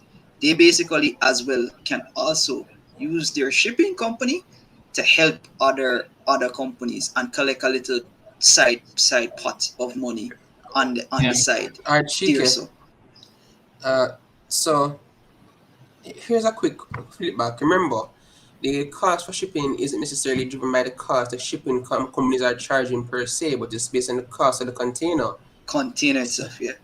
Yeah. So the thing is, you're right that JP per se, can do what it needs to do in terms of supporting companies, in terms of carrying goods. But at the same time, that's really from the Asia to the Caribbean route. In all honesty, because I watched a video yesterday where they were showing how a ship left from the port of Los Angeles, went to Asia, came back, and spent like 17 days out waiting to this dock. So, and the thing is, they've done 3 acquisitions so far this year. They bought a joint 50% stake in Geest, a joint venture, another company.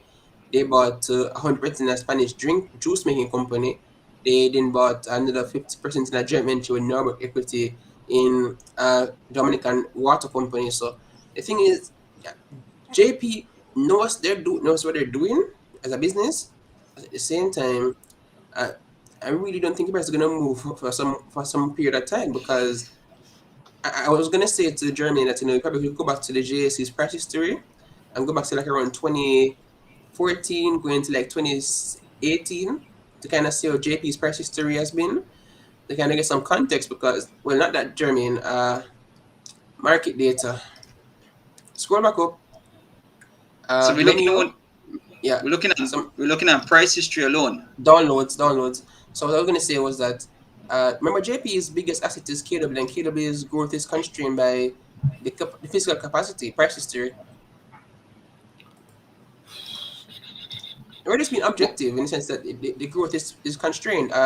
Just Jamaica, no, you can do that too, yeah. 2014 to 2018. 2014. The 2018. Do I need to go like 01 here? Yeah, 01. That's fine. Doesn't matter. No, that's fine. To 2018? Yeah, just put in 18. Doesn't matter. Because that was before the JSC bull market in 2019. So I just wanted to kind of get some context. I want to see when it was at 42 or around that range. Kind of show you that. So just scroll down until you see like a higher price. I don't need to actually just keep on. We can see the prices and see when the new 52-week high comes up. Just keep scrolling down. I want the December 19 price. That's actually what I'm looking at. You want to know why I'm looking at that? Because I want their dividend policy. I need to see how much dividends they made. The company, because they have a dividend coming up a dividend decision coming up on December 4th.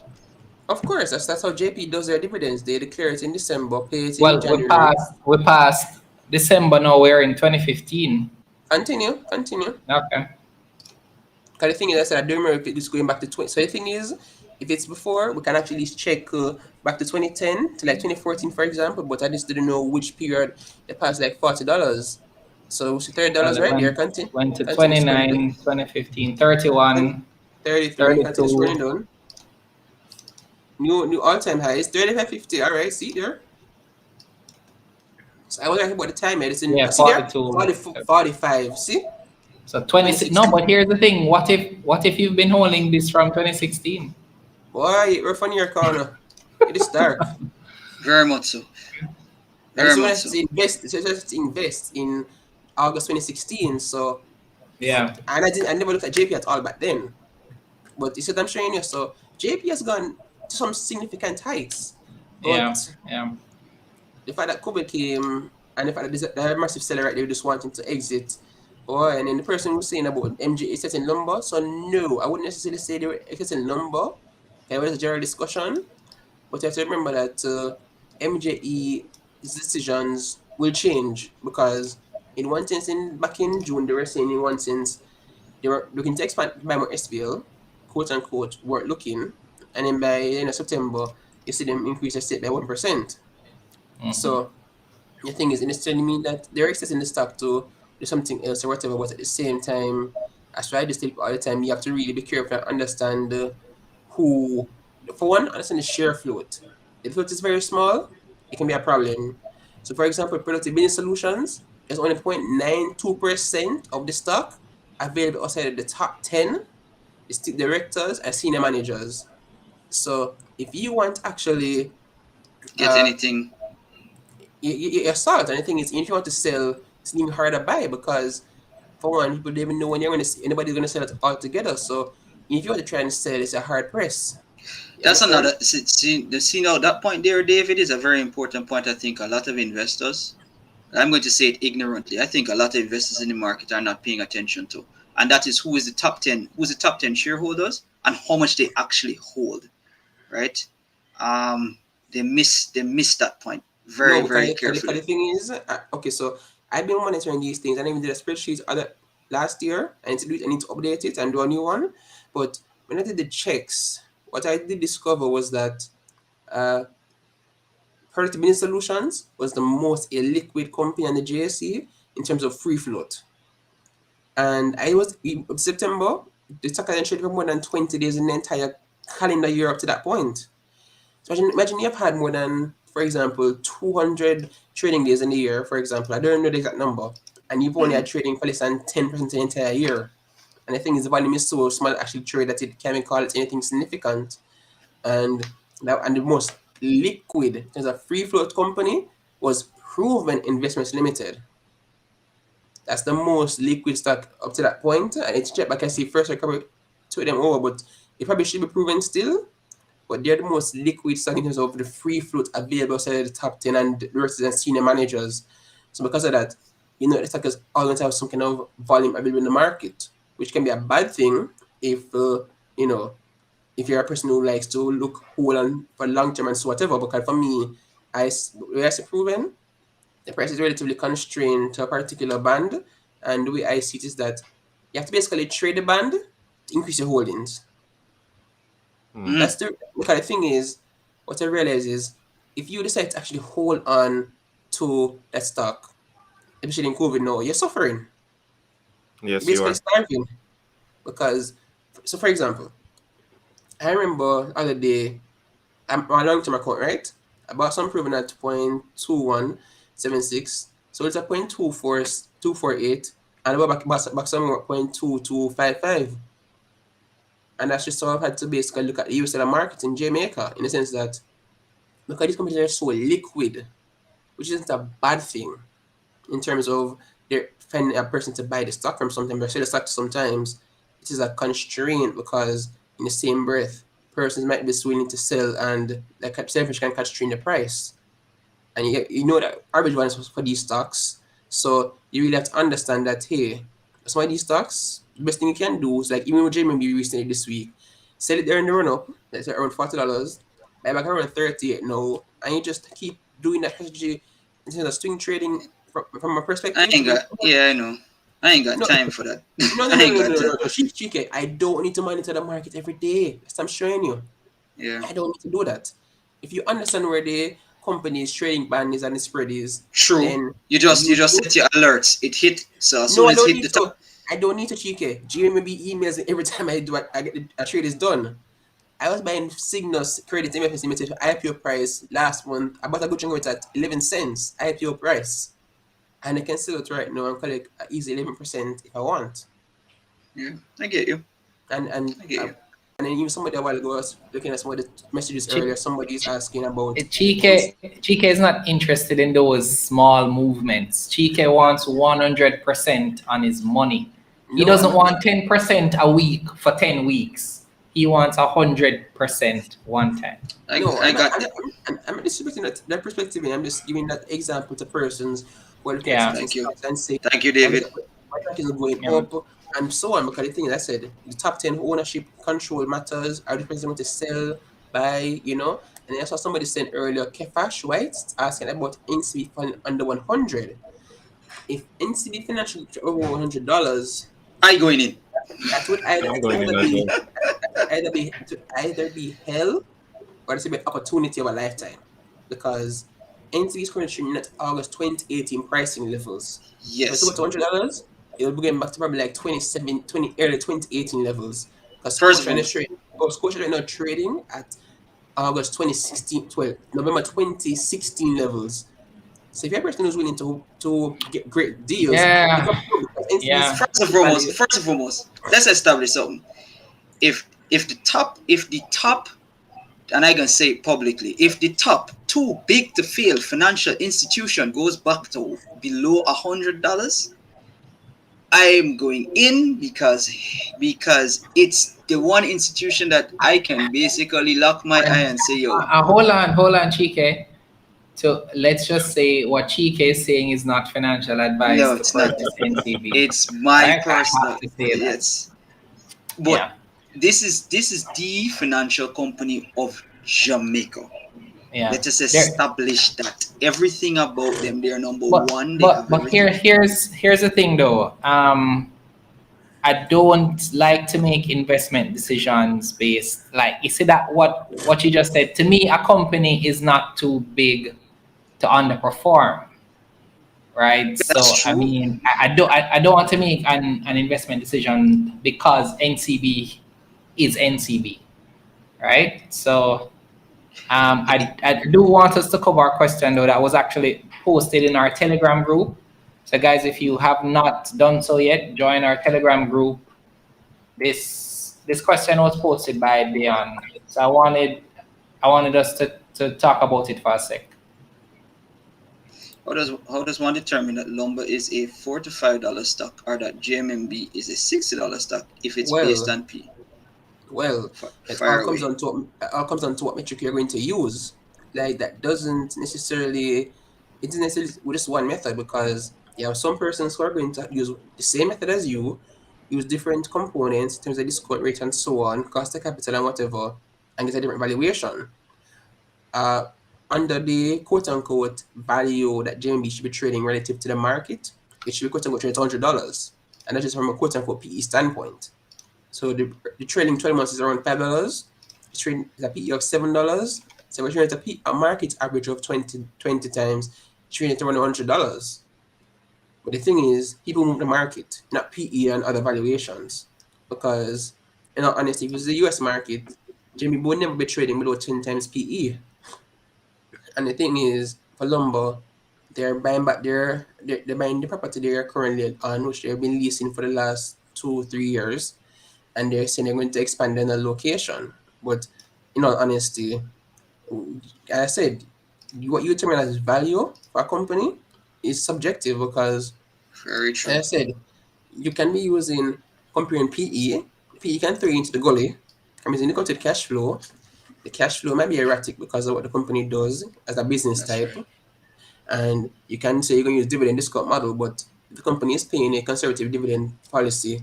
You might get a valuation that is much lower than the market price.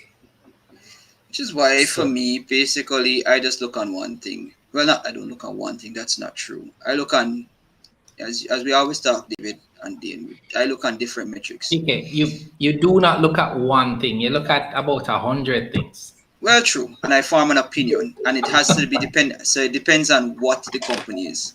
And if we take JMMB, David said it should trade at about 100. Realistically, and just for this session, I made sure to update my sheet with today's information.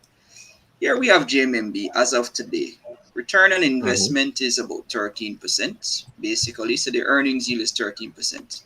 They have a ridiculously low price to book of, it's not the price to book that is low, it's the PE that is low. Ridiculously low PE of 7 times, right? When the industry is, much, much higher than that. Their price to book is only 1.16 times by the metric. So there's a nice little figure that I have. And I told you guys the last time when I said it, that I was calculating margin of safety market price, basically. Margin of safety market price for JMMB at its current metrics that are being used is about $62, $62.64.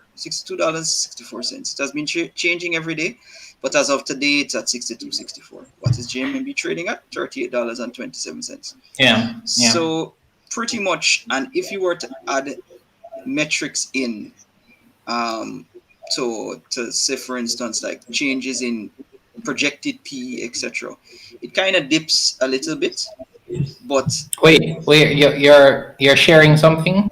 Let no, I'm not. me. No, I'm talking from Okay, okay. from my trade sheet, All right? right, cool. So, Cool. but I'm just saying, as it stands right about now, JMMB is first, extremely undervalued. Let us establish that fundamentally. It's not undervalued by a dividend discount model or a discounted cash flow or anything like that as yet. Just fundamentally on the financial statements and the price to earnings versus its Mhm. price to book and margin of safety that combines and gives it that, it is massively below my threshold of 22.5, Yeah. right? So I And think so. So the question from there, and I think is a good question. Hopefully, you understand what we're saying. That the projected value. So a broker would typically release a report that says, based on this model, we project this stock to be X amount. So it may be overvalued or undervalued based on that valuation model. There are multiple valuation metrics that can be used, and so that's why you may have that. Now, the value of the stock should not vary too wide. Like it be very hard for you to say somebody with one value with one value being 5 and the next one 10. It really depends. But there are persons who look at not just the fundamentals but the qualitative side as well. They may say, well, I think this stock is not only valued a certain amount, but it can trade higher than what's considered a benchmark valuation, like we saw for Fesco, trading at 40 something or 50 something times PE. yeah, So typically, if you have a growth stock would traditionally trade higher than the benchmark PE of 20 times, right? So hopefully that makes sense. The problem I think I've seen with JMMB is that well, no, I won't go there now. I won't go there yeah, now. we But leave that. It's sentiment. At what the end of the day, what I it would was said in the say Telegram group. It's sentiment. what what I'd say is that if you believe a company is undervalued, if you believe that they can perform consistently, and if you're investing for the long term, I don't see a reason why you wouldn't buy the company now, Yeah. right? I If would if you have a short term goal, then you may be looking at other things. But if you're investing for long term, there'll be no reason not to buy. It's just that you'll have to exercise patience. and on the term on the point of long term, if you Mm-hmm. have a company that has a PE that has a price to its earnings of its market price is only about 7 times over its earnings, it's much easier for that company to realize its price, its earnings catching up with its market price, in that way, or living up to that price, right? When it's that small amount versus when a company is 60, 80, 100 times in terms of PE.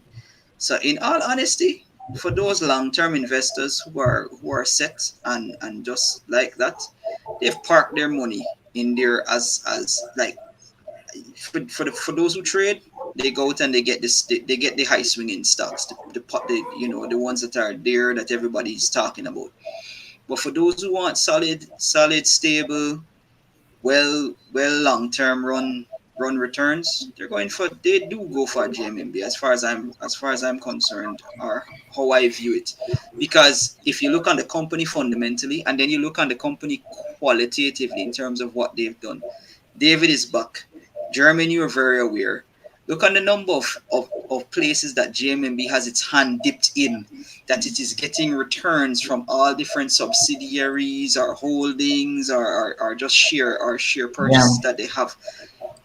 And they do that, and they do all of that to do a return to their shareholders at the end of the day. Funny enough, I have not funny enough, I have JMMB as one of them that I had actually. Let me see if this is up to date. Might not be up to date because I haven't paid attention to them in a while. So let me see. Well, it's still in my old format. So I only have them up to 2020. But at the Well, point in time up to 2020 of their financial year, JMMB had a cash flow to sales, a free cash flow to sales of 106%. Right? What does that mean? Is that good Now, or bad? that is excellent. A company, so the free cash flow to sales, my threshold for the company needs to be, I think it's 15%. Let me just double check and confirm. So 5%, even better. So free cash flow of sales positively needs to be at or above 5%. Ignore what I just said. I repeat, 106%. What did I say at the starting when we had the pandemic, when the pandemic started? Companies that had a whole bunch of cash could do two things: ride out the pandemic very easily or make major moves in the pandemic and go forward. The way how it's set up, I like companies with good cash. I like them deploying their cash and doing what they're supposed to do. Let us establish as well too, JMMB as a financial company, by normal standards, in my review of this, normally doesn't, a financial company don't normally keep cash on hand like that. They deploy it for investments and so forth. The fact that they've kept a very constant high free cash flow to their revenue for the most part, I've charted them way back to 26. That's not even true. How far back does this go? I think this goes back 8 years from, or 6 years from 2020, right? And they've always kept a positive free cash flow to their revenue. So for me personally, they do what they're supposed to do. In terms of, they don't even function technically like a financial company, if you want to look at it that way, or if you were to say it, if you were to analyze it from that. They function like a genuine business that is generating cash flow from their operations, kind of thing, right? And trying to make sure that their cash flow from operations is positive all the time. So at the end of the day, they have a good amount of cash flow to pay. They're a well-run company. I mean, that's the way I look at them. It's just, I mean, I think if you're a dividend investor, it's a good company to look at. I think if you're investing for the long term, good company to look at. You're just not going to see the same type of movement you would for other stocks in the Yeah, short term. you're gonna get capital appreciation like that. But guess But what? yeah, Sentiment yeah. So earnings catches up with sentiment and passes it given yeah, time. yeah, As man. Shay is saying, I really like JMMB, but the truth about it is, Shay, shocker, I actually don't have JMMB. It's just that, as Jermaine says, I like really good companies that when you look on the financials, when I chart it, when my thresholds that I have light up in either blue or green, I can't ignore it. That is Yeah, just, it's just yeah, solid man. to Oh, see stuff like that. by the way, David, we can't see you. What's I can't see going we on? can't see the background, but that's fine. But we can see you, the As outline of as your face. as I soon was to like, back we on, should, we the place should, is we hot. should, The place is we should hot. just Listen, do something like this and scare everybody who joins No, the no, stream. no, no. the That would be place the is worst. hot. The place is hot. Give me a Worst. That break. would be the The fan worst is thing ever. on. I'm trying to stay Okay. cool. All right. But Let okay, me. okay, so Jermaine, let me just add one thing on JMMB. Okay. Go ahead. Go ahead. Someone in the comments said, they need to take a Barita approach, and I'm gonna say that Barita and JMMB are two different fundamental companies. JMMB Correct. Group. That it is. So for one, Barita has a very tight top 10 control. Like more than 9% of the ownership is in the top 10. So for one, you're not the volume in the market is already relatively lower. And then on top of that, at the end of every financial year with Barita, the price always moves up, like literally. And JMMB has a very large float of shares, but at the same time, you have to remember that JMMB is traded in Trinidad, and persons who want FX are going to want to sell JMMB to get access to the FX. You understand? Because the spread between JMB here in Jamaica and Trinidad now is like $10. NCB is trading at 114, and the Trinidad price is 189. So JMB is a bit of gamble compared to NCB, for example, in context, or GK. A better gamble. We don't use the word gamble here, but No, yeah, no, I no, get no, what no. you're These saying. are gamble is because remember, if you want to get the shares out of the country, meaning or FX, it's better for you to take a JMMB where the volume is always so robust and there is some level of certainty around the price. Coming to Yeah. NCB right now, where the price has increased from 130 a couple months ago to 115 now. You understand? Yeah, man, I got you. I got you. All right, cool. So let me grab some of the comments as well. Kefar saying the sell volume for JMMB is strong. JMMB needs to do something to encourage market movement for shareholders. So I mean, there've been talks about Why, share why does buyback. everybody always think that is the situation? Why does everybody always think that the shareholders want this? Unless it was said explicitly at the meeting that the shareholders want market movement to start happening. As I said before, JMMB has a solid return on equity, right? A solid return on equity in terms of their return on equity. Mhm. By my threshold in 2020, they were paying above 17% return on equity. Cool. The threshold that I work with is actually 12%. No, that's not true. 15%, right? So they've jumped above it. I haven't, as I said, I haven't done 2021. But if they're doing that, it's not like they're not paying their shareholders their dividends, and it's not like their shareholders are not getting excellent value for money with the right investments that they've made that is bringing them interest income, or should I say, sorry, non-interest income, not interest income. Because interest income is from them putting out loans and blah blah blah. They're doing non-interest income from their steps into taking shares from, correct me if I'm wrong, we have SFC, right? We have them having SFC shares. Cool.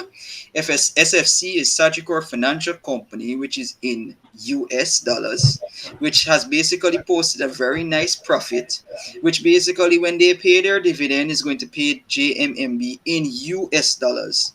That is non interest income. And they're getting that all against US dollars, which means that they ain't getting a devaluation of their currency. Actually, when they do a conversion back into GMT, they're getting even more money based on what is going on. So this whole thing about companies wanting to either dilute the stock, come and do an APO or a rights issue to basically get the shares moving on the market. No, some investors are quite comfortable just I getting think really good I, dividends. I think it just come back to what those groups of investors want, right? Because the mindset of some investors says, well, if the stock price isn't moving right now in the short term, in 3 months, 6 months, it's been, trade. Because I mean, for most of the year, I think, or early in the year, it was around $31, $32. It went up to 40, and then has been between like 37 and $39 for a while. So persons think that if a company is performing well, it should automatically translate into the stock price performing well. But I always look at, I mean, that's why one of the reasons I look at volume so much, because if it's a small volume, what it tells me is that it's not a majority of the shareholders feel, any way about the company. It could just be, hey, most persons are just happy buying and holding. It's in their portfolio, they're thinking long term. But it could be that there are some persons in the short term who aren't, could say, well, if you think your money could be better utilized in another stock, that's what you should do. But That's right. I mean, Exit and go somewhere else. yeah. So yeah, Shay, I mean, so that's the truth for some persons, right? You like to see movement. For me, I look at my portfolio in two ways. There's a long-term portfolio, there's a short-term portfolio. Long-term for me is 3 to 5 years. So I've been a JMMB shareholder for maybe 2+ years now. So for me, it's okay that it's not moving, like that right now. Now, in a year from now, 2 years from now, if it's still not moving, I may reevaluate. But it really depends on what you're looking for. True. No, Akeem, Yeah.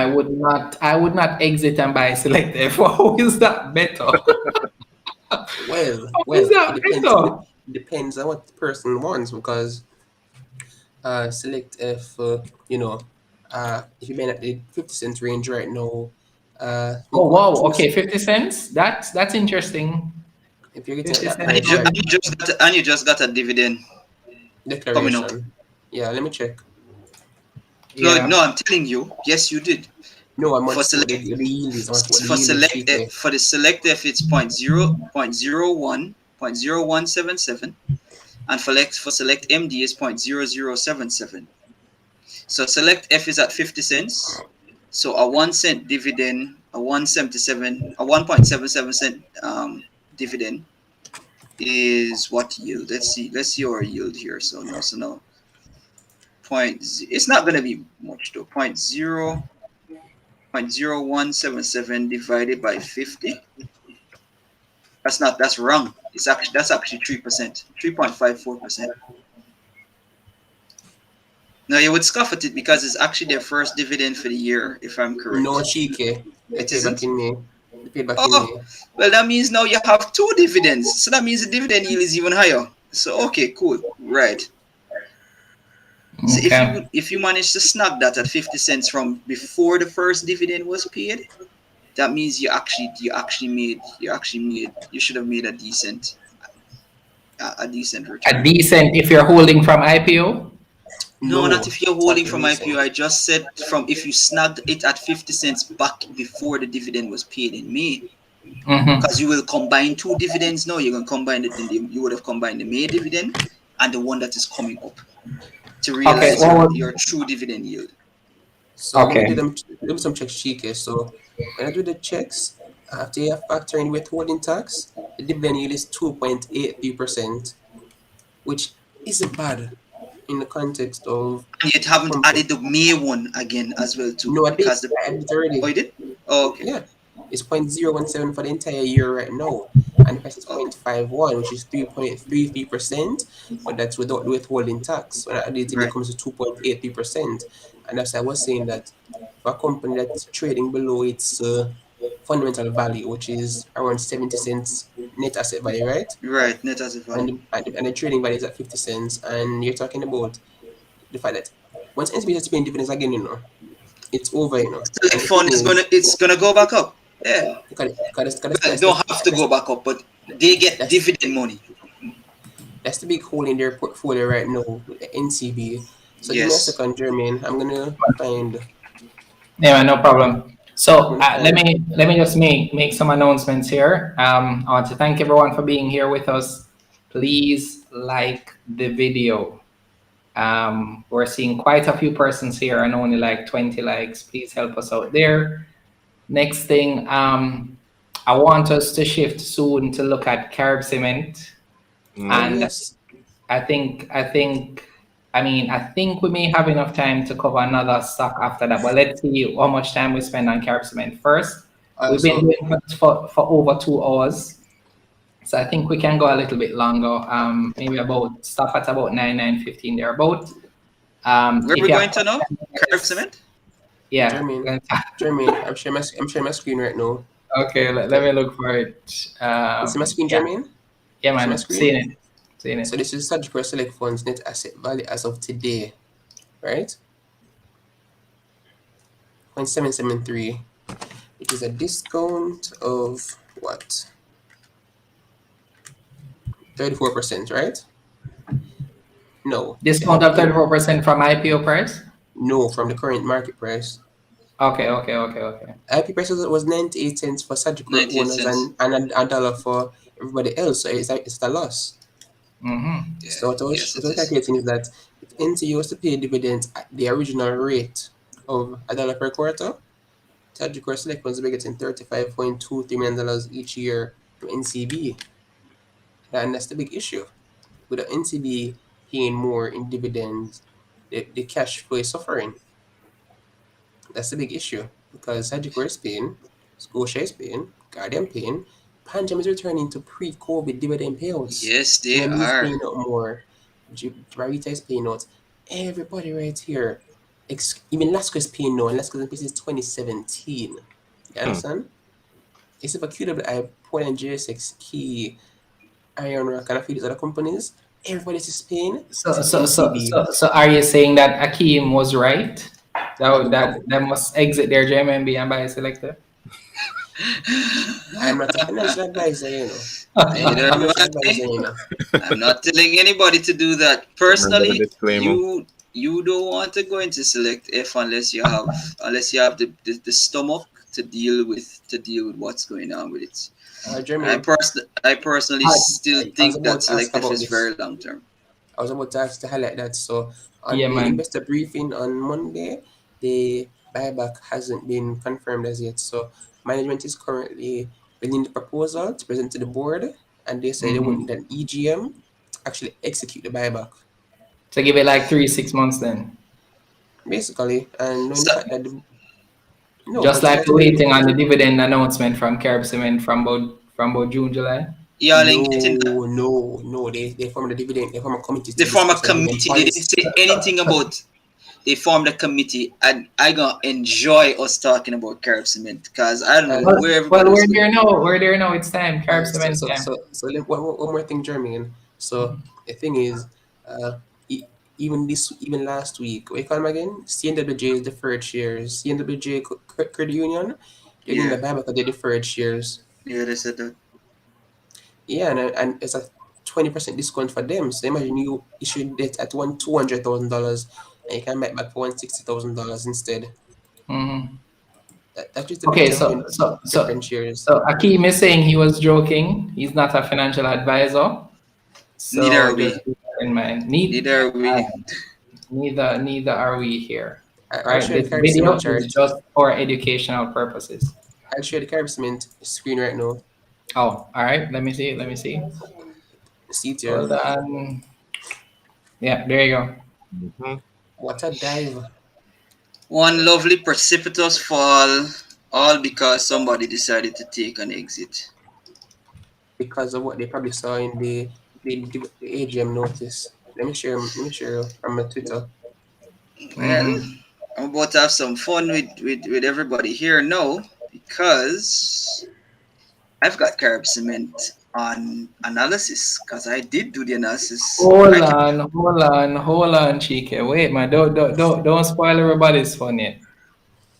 So see it here, guys. This was the first set of orders to halt the stock, and this was done in rapid succession. So if you look right That's not here, that much though. no, cheeky, wait. This was at the halt, Okay. right? So somebody saw at 1025, bring it down to this range, and then the Mhm. halt did, right? And then later in the day, somebody came in after the market opened back up and put in a large volume right at $81.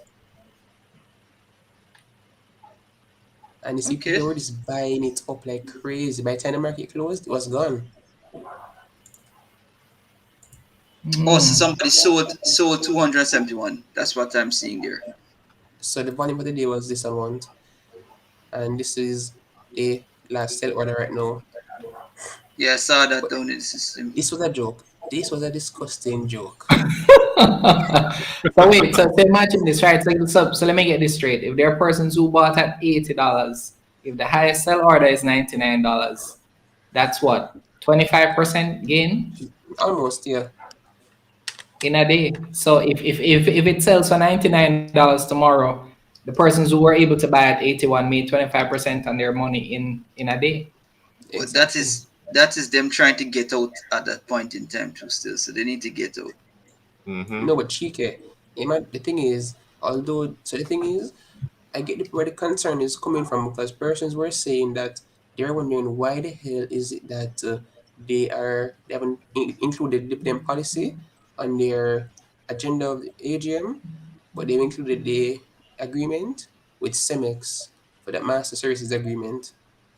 And let me just share that so you guys can see it. You can't include a dividend policy where you didn't do a dividend policy. You formed a dividend committee to They did. review giving dividends. They didn't talk anything about dividend policy.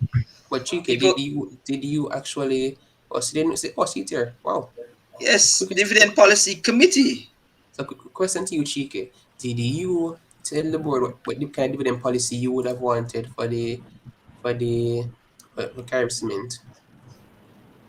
All right, so let us establish when is the last time Carib Cement ever paid dividends? Isn't it not like 2005. there we go. And at that time, what was the dividend yield? When was it? 2005. 2005. What was that dividend yield at that point in time? I think David did an article on that. I did, but I never Remember did that, the David? yield. I never did the yield. I just did the debt calculations. Well, All right, so sweet. I didn't go that far back for their analysis. Boy, that would have been some time. I Chike, only it's went not back tired. 8 years. Give me a sec. I can do it right now. Give me a second. No, not the calculation. I'm talking about how far back I analyzed them. I only analyzed them back to 2012.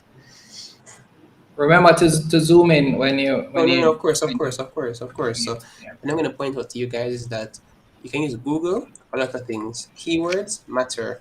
So, downloads, corporate action, that's for the dividend, price history for the price.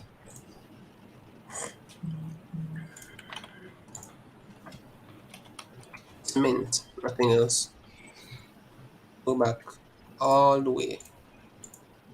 I hope you can find it. Look where I'm going, guys. You're going all the way back to 1999. 1999. Yes. Wait, were you guys born back then? I was I was around. I was around. I was more than around still. So yeah, I was. I was 1999. Yeah, I was in. I'm gonna. I was I'm put my age graduating up. high school. That's I was correct. graduating high school. That's that same year. I was coming out to sixth form. No, that's not true. I was actually now coming into sixth form. Wait a second. So it's the dividends here. All right, so 7 cents. What was the price? What was the market price now? Waiting on it. It's taking a second to load. And for those in the interim, let's zoom in here. So this is the AGM notice. And this is what everybody got gotten into a fracas about. Just because people said that they're going to form a board. No, not a board. The agreement. Wait, hold on. What about the agreement?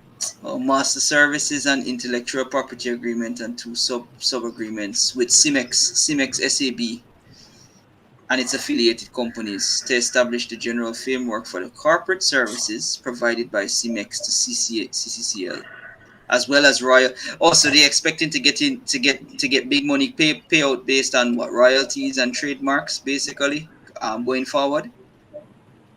Well, for CIMEX has done this with TCL already. So let me share that article.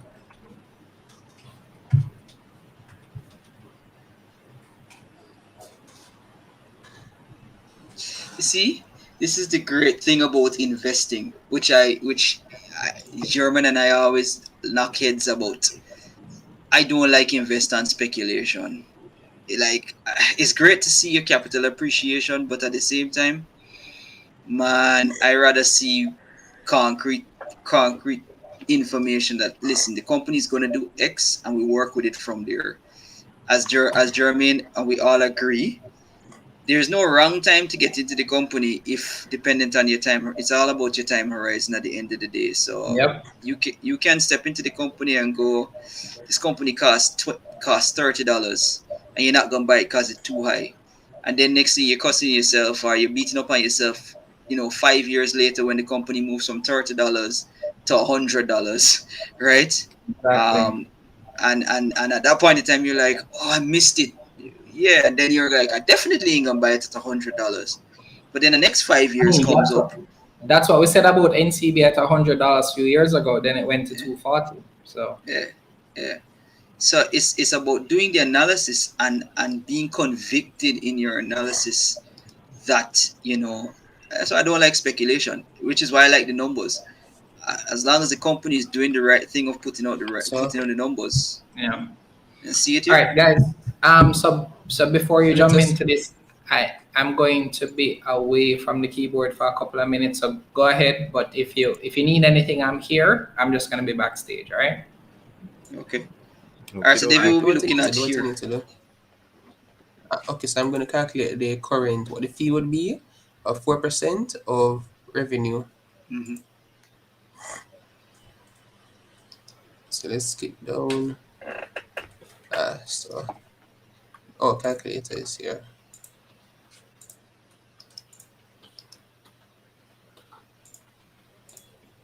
Right.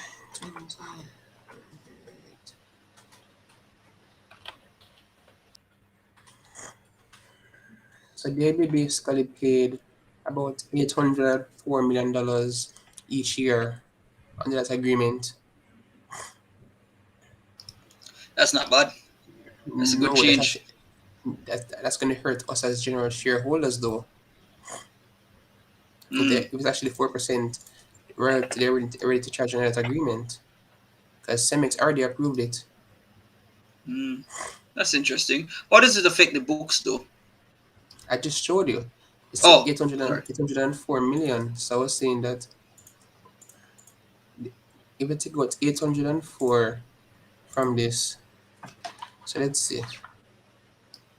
3196,693 minus.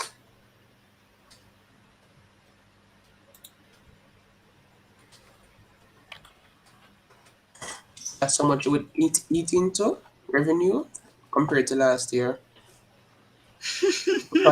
Profit. So that means that they need to make more profit. That's pretty much it. But they're expanding, so let's just see what happens then. If the expansion pays off, it's a different story. All right. So Chike, let's go back to this time. Oh, very cheap. 2003, $2.55. Damn. Yeah. In that period, as I said, and yeah, anybody that bought Carib Cement at the period of $3, you're sitting pretty no matter what is happening with the price right about now. Like you could have gotten out of the. So X-date is the X-date is May 12. So May 12 price was $15.10. Yeah. So 0.07 divided by 15.1. Oh wait, sorry. I need to show it on the screen. And for those who don't know, we didn't have withholding taxes and dividends back in 2003. Or was it 2005, I should say, sorry. Divided by 15.1. So you're talking about a 4.6% dividend yield? No, that's not. That's a 0.46. Oh, sorry. Thanks. I'm drunk.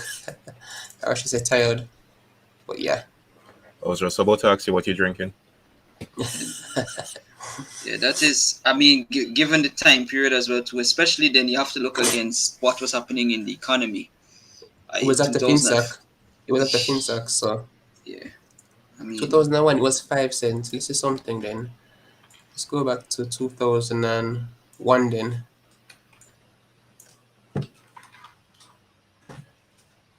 It's at 2002. So basically June 3, 2001. $2 and thereabouts. So June, so 275. So point. Now this is gonna look nice. This is gonna look nice at 5 cents at 270. There you go.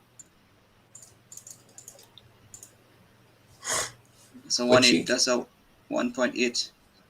Well, here's a joke, Chike. The dividend alone doesn't matter at all because if you bought around that time in 2001, it's when most JC prices were extremely depressed for one. If you bought then and held till now, to say about $100,000 worth, right? Oops. Divided by 275. So call it 36,300 shares, right? Mm-hmm. Times today's closing price of today's closing price of, so you'd have $3.15 million worth of Carib Cement just falling from then. Yes, you would. And if you had gotten out at anywhere in the band between the 103 to the 130, and not even gonna carry it to the 140, you have bingoed. 36,300 times. Let's do 120. Let's do 120. So you were able to get out at 120. 4.35 million. So $150,000 would have outperformed inflation by miles. So Yes. if you're But you would have had to have been supremely confident to then Jamaica hold wouldn't have failed. current cement from 2000, because that is basically 20 years. But Let's say $4 some. million in 20 years? Well, Let's see if you put your entire pension into Carib Cement, which would have happened if you bought around that time. 3.6360. All right. Let us. and times that by deciding to get out at 120. Again, I'm keeping it conservative. $10 million back then, and Carib Cement would now be worth, how much is this? Wow, $436 That's million. $436 million. Imagine, this would have been your literal pension. You can just In sell hi- stock. You can in sell history. hindsight, it's great to see what it would have looked like, but it's how many persons would have been that confident to try that based on the fact that we had .com, FinSac, 9/11. 9/11. We had a bunch of things that would have basically put a drag, on that. And FinSac was still live and well back in 2001, so it had to have some serious balls. Yeah. But the I mean, thing the thing is, about this though, I've seen elderly persons wearing wheelchairs at the Carib Cement AGM back in 2019, and even somebody recently I saw, the person had like 500 units of the Carib Cement, and I was like, damn, you're literally holding gold. You understand? Because you have bought for like $500 JMD, and you can sell it back for like what? More than 50 grand GMD now? So mhm, as I'm saying that, persons who have held and didn't care about the investment from then to now, and if they bought a good amount then and just look back at it now, they're happy because they can literally pay for their pension at the government. yeah. You see, that's the thing. As we talk about this, this is what the thing is. If you buy good companies, you can confidently sit down and decide. Look, you can do what you want to do, trade other companies and so forth. But you have those ones that that when you buy it, this could literally be your retirement. So you basically just, I mean, Akeem mentioned it a couple of times here. Maybe not about what we're talking about now, but you can dollar cost average into the company, right? Based on if it's undervalued at the time when you're buying it, which is even better. And even if it's overvalued, it really don't matter. You just keep dollar cost averaging until you get to the number of units you want to hold, and then you can stop, right, and move on to something else. Yeah, because what I was about to say, Chike, was that I did the math. So if you held your Carib Cement from then to now, and you got some carriers recently last week at around, say, $7, $8, at the current dividend yield of about between 9 to 10%, and I use a 7% dividend yield after taxes, you'll be getting $30 million every year in just dividends. Yes, You right. could you could buy in 2 years you could buy a new Porsche. If that is your choice. Yeah, Wait, run that by me again. But what do I do to get 30 million? Run that again. Have extreme confidence that you're willing to hold something for 20 years through all of the different market crashes that are going to, or sorry, it's not crashes, it's corrections that are going to 20 occur. years. So Jermaine, I was saying that if you bought $10 million worth of Carib Cement back in 2001 at the price that we were selling at, and you decided to sell now at 120, for example, we were saying that because investors who were willing to buy that volume from you, understand at a particular price. And what I was saying was, Yeah. if you were to have sold by a Carreras, for example, which is always paying dividends, people still smoking, Mhm. a 10% dividend, you would have come around to $32 million. That's what I was saying. And that's Yeah, per but I mean, year. I don't know. I don't know if 20 million, if 200% return in 20 years sounds attractive enough to me. 200%? Bro, 200%, Jermaine? at three Jermaine, Or you dollars and mean, fifty cents, it's or you mean 2000%? 2,000%. Okay, 2000%. That's 2,000%. fine. That's fine. no, let's That's put it fine. into the calculator. Put it into the I thought calculator. I thought you At said you 250. spend 10 million and get back 30. No man, No. that's No, okay. at $3.50, which is a Chike, number. this is the return over the last 20 years in Carib Cement. If you heard Right, from then to now. 4,000. Yeah, Okay. 4,000. Okay. All right, I got 4,000%. you. I got you. I can work with that. I can work with that. No, but the Again, thing is, you have to sit down and wait 20 years for that. no, what Jermaine, No. San Jermaine, Chike. So Chike was saying that, like, right now, the world is going to be a very different place in the next 20 years. Because right now, technology is basically making a lot of these current jobs we're seeing right now irrelevant. I saw a video Yeah. of what was it again? I saw a video of a cleaning robot which can clean toilets and a bathroom much more efficient and cheaper than a quote unquote regular human. The truth about that is though is that I still defer to the fact that it's only more developed countries that are going to be able to afford technology in that kind of sense. But So temper still, the but still, expectations. but still, you can't ignore the reality that a lot of these jobs in the next 20 years are going to be there. The third world will still have these jobs to an extent, but in the same breath, investing from now and having the patience would pay off. Oh, inflation in the last 20 years, Kefash, it's been nasty. So let me go for Panjam. Panjam actually has no, Panjam has the inflation numbers in the report. That's why. So Let me see. let me share my screen again. Okay. All right. Then I'm looking for it. Yeah. Give me a second. And Yeah. report. All right. So for those in the Telegram group, well, I hope everybody who's on stream is in the Telegram group. If you want to join us, the link is in the look at the about section of our channel. You should see a link to the top right that says join our community. Click that link. You'll see the link to our Telegram group. You can join us there as well. So let me show you guys what inflation has been like over the last 10 years. Well, over the last 20 years, I should say. Yeah, remember to zoom in. No, I'm going to zoom in, but all right. So right here, this is 2020, right, guys? 2019, 2018, 2017. This is one page, right? Inflation last year was 6.4%, 6.2 in 2019, 2.4 in 2020, 2018, 5.2. Back to 2016, it was 1.7%, 3.7 in 2014, 6.4, 9.5, 8.0, 6.0. Yeah, I think I need to look on Panjams more. They got they got information I like. Yeah. Where are we now? Where we now at 8.5%? What was the last number we got? 2010 now. 2010 now. Correct. Point inflation currently 8.5%. Yeah. 11.7, 10.2, Oh. 16.8, 16.8. Mm-hmm. These were around the great financial 07, 08, 09. That's the global recession. And that's when Jamaica almost, quote unquote, crashed. You know?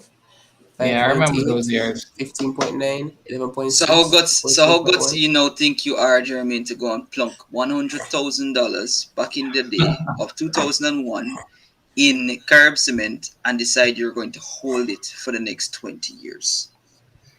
You would have had to have some kind of crystal ball. I mean, remember, at some point, even if I sold, somebody would have bought from me. Because that's the thing, usually in those situations, there's a transfer from those who, I can't hold this anymore to somebody else. So, I mean, somebody would have been holding from them, or at least for a little while. But let's get guys, let's just look at the BOJ's Treasury bill yield back in 2008, for example. Mm-hmm. Do you see these numbers? Look at the average yield. Wow, 14%. Oh, this is also in the Panjam report. Oh no, this is just Treasury. This T-bill. What's the yield now? Let me show you. 2%, 3%. It's actually gone up. It's actually gone up. So I remember it would have gone up recently because of what happened with interest rates. Somebody was asking the question because we were talking about it on Twitter. Somebody was saying that they didn't know, they didn't even remember a time when savings account had interest rates higher than 1%. So it's those are the years that we're coming from. But let me just show you what the current rate is, and I'm going to show you July after this. So because of the BOJ's interest rate hike, what you're seeing now is for the 90 days, which is so this is the 3 months. It's the 90 days, right? Sorry, the 90 days. Oh, this is 90 days. Sorry, the yield is 4%. 4%. Mm-hmm. So you get so that's how you basically gauge your stock that you're into. Your stock can your stock give you a solid guaranteed 4% return? GK, What would JMMB shareholders say? GK, Yeah. check out. Wait till this loads up. Let me show you what it was in July to make you know that the BOJ interest rate increase is making people really hunt for yield.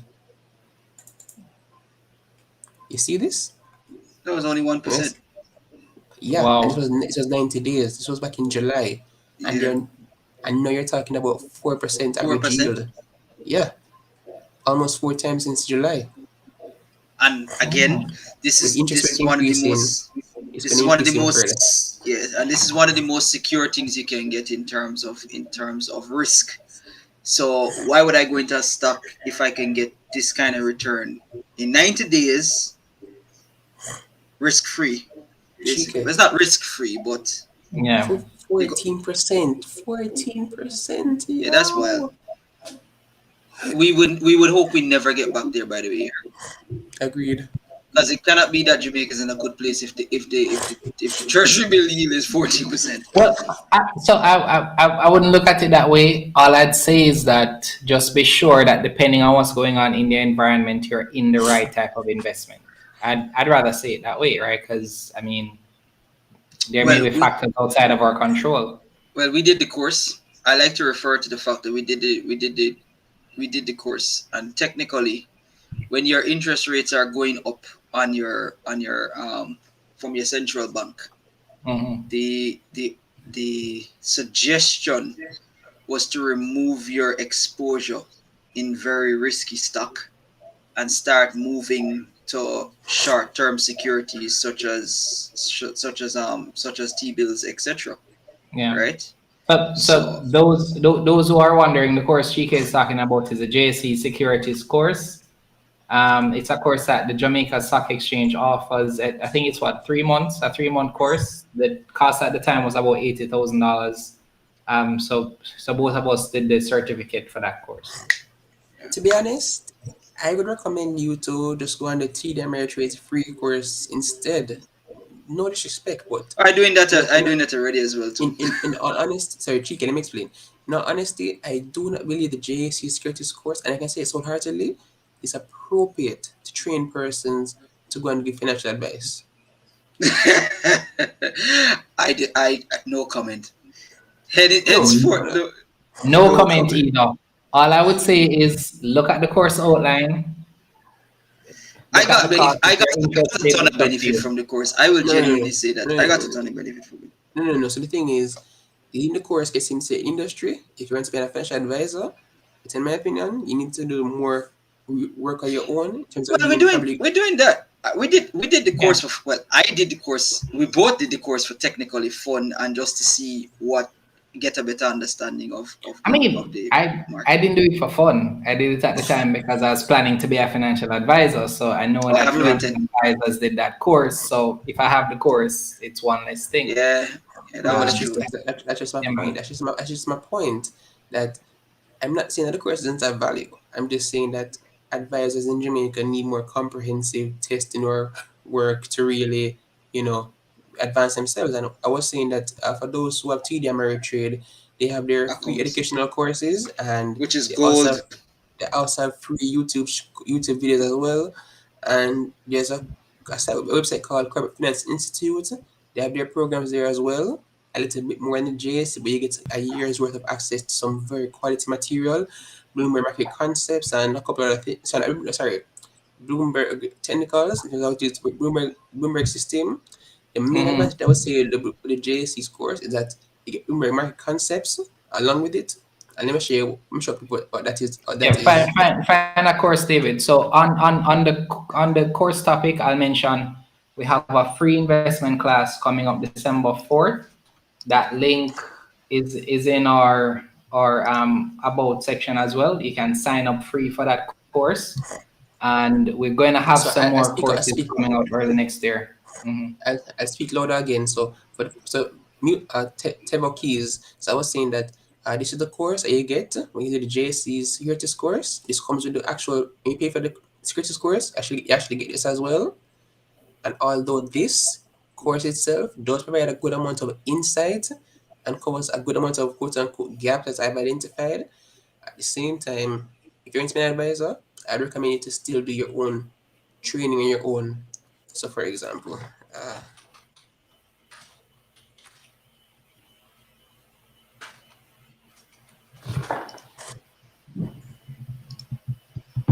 even if you're not a financial advisor, still go do your own homework. So, yeah, man, definitely. Seriously. So the Corporate Finance Institute has some great courses. I plan to do the full immersion program next year. And as I said, some very, very good. And the thing is, you actually have to. Yeah, and CFI is good. CFI has good content. There are free courses as well. So if you're a person, they can actually go on this site, and there are free courses they can actually do and sign up and do for free. And there are free ebooks and whatever. And and for the program, so see here they say, you have your prep courses, your core courses, your elective courses, and your final exam, and you get a certificate as well. And this is how they structure the course. So you get the full shebang, meaning accounting, presentation, forecasting, valuation, Excel, finance, and so on. And I'm honest, the course I've done so far for the and CFI, the free ones, have been worth it. Yeah, man, CFI is good. So I use CFI to just kind of sharpen up on reading financial statements, etc. Concepts. And a lot of time I'm doing research. I end up on their site. So see to really mention statements is free. Accounting fundamentals free. And all right, send me that link in the private chat, David, and I'll post it for everyone. Yeah.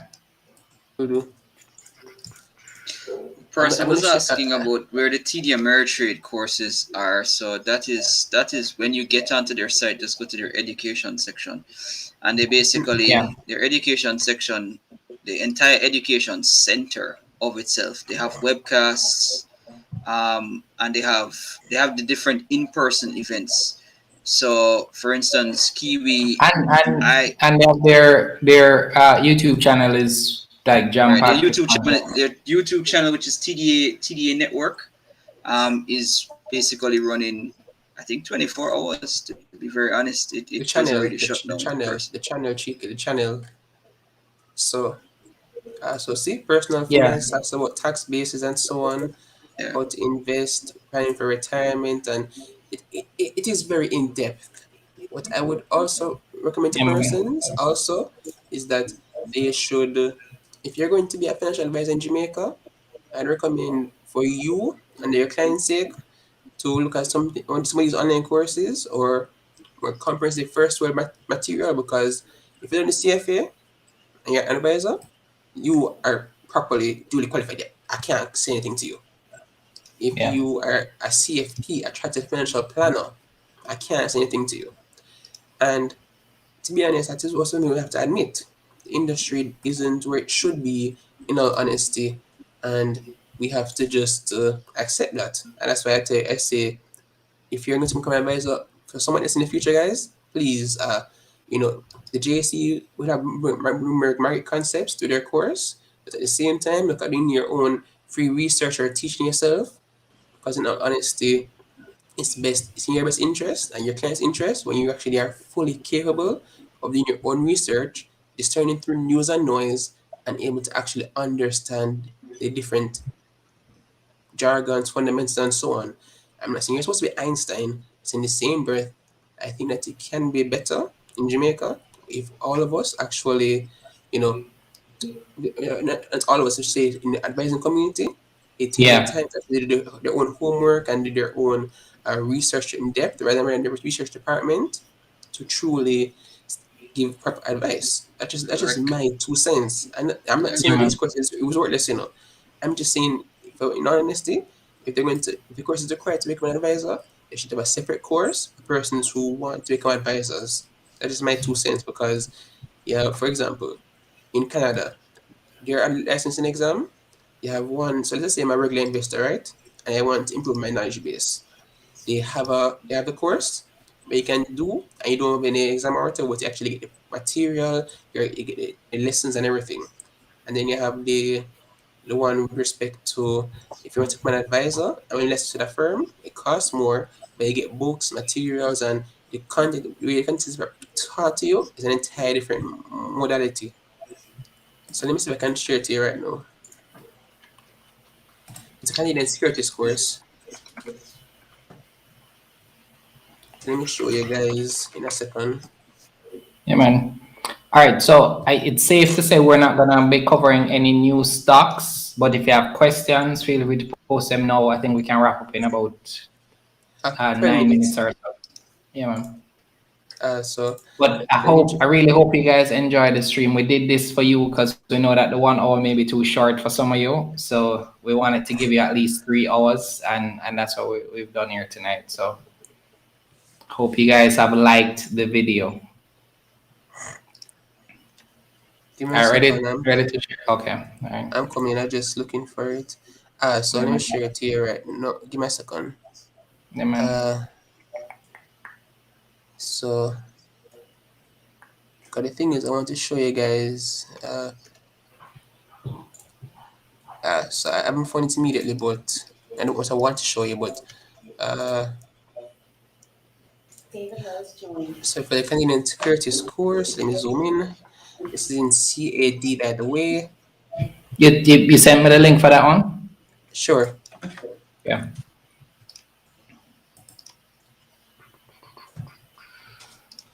All right. All right. So they have different levels in terms of if you're going to be in the security sector, like. Zoom in a little bit more. Sure. It's kind of hard for me to read. Sure. Perfect. So let me just go right here. Because I actually was looking to the Canadian Securities course based on what I've heard and read.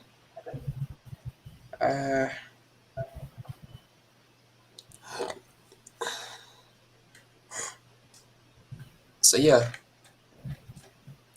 there's I can so like as I showing right here in the pricing section, they have I think it's the same cost regardless of the sector you're in. But in the same time, it does differentiate, like if you're a wealth manager, if you're a financial planner, and so on. So it actually is tailored specifically towards your sector or whatever you're going to specialize in. So like even your mutual funds, for example, financial planning, even for investors, right? See it here. So if you're an investor and you want to do this securities course for your personal knowledge base, because 920 is for the value combo, or in this case, 550 US with the online textbook and online interactive program. But if you want to do it like for professional reasons, it's showing you right here as 1180 CAD. All right, I want to divert a bit. I know we didn't want to talk about something else, but or another company. Yes, I mean, I was gonna say somebody asking about. Steven is asking about the Cygnus question, which the Cygnus question is if we would give our input as to what is happening with Cygnus in terms of. Well, so the first thing we is did that talk about that, didn't we? I was gonna say we spoke about Cygnus first, so you might have missed the first part of the stream. But David, you want to give a recap? So all I would say is that the market probably expected probably a greater profit from Cygnus for the first quarter, and when they didn't see that, they decided to exit because Because we saw earlier this week it traded at $19, then it went back down to 16. Because let me give you an example with Mailpack earlier this year. You're sharing anything? Yeah, I'm going to share my screen back in a second. Okay. All right. Cool. December unaudited. So give me a second. I'm going to show you guys what I'm talking about, so you can appreciate what I'm saying in terms of the market sentiment. Exactly. So let me share it with you. Yeah. So let me go back all the way to right here in February. Let me know when you're sharing it because I have a lot of. No, I'm going to share it in a second. No, give me a second. Okay. Cool. I have a lot of people backstage. Yeah. Oops, 2021. Sorry. Yeah, right here. So let me share my screen now. Okay. So I keep Mailpack released their results on the Sunday, and their revenue was the highest in the history. So it was well ahead of the 2019 performance. You understand? And this was with COVID. But they had to What charge did I off say? lane and incur higher expenses. So the profit wasn't where people expected it to be, because I was saying Mailpack was going to do $150 million in profit. That's what I was betting as well. And the next day, let me zoom in. When the market opened back on Monday, it traded as high as $4, right, guys? Leading up to earnings, right? And next by market Monday, it halted at $2.10. Yeah. Like people just If you're going long on the company, good to go.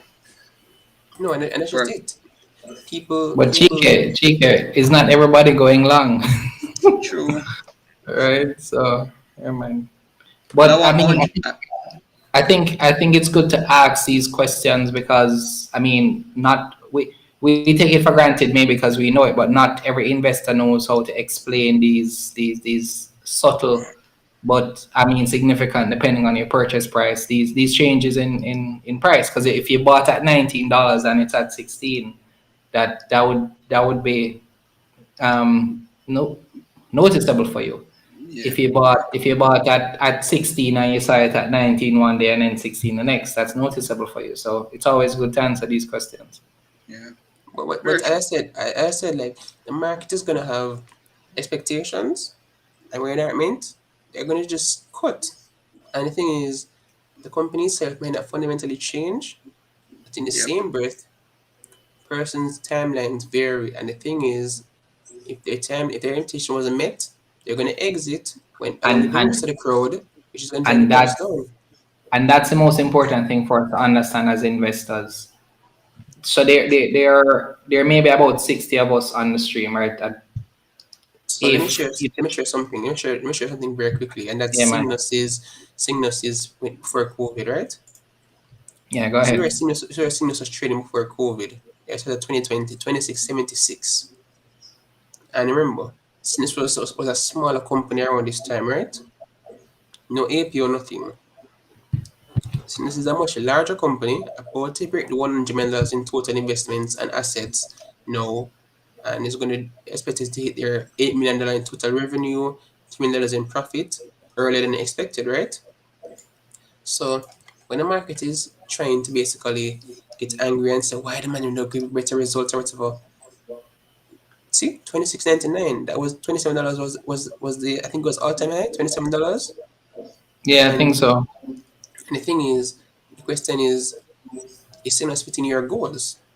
You can try and trade it for the short term, make money, but if you are complaining that Cygnus really and truly going down is a problem with greater results, then you are not your values are aligned with what the short term investors want in their perspective, because really and truly, uh, as I said, some of us have no problem holding Cygnus's current value.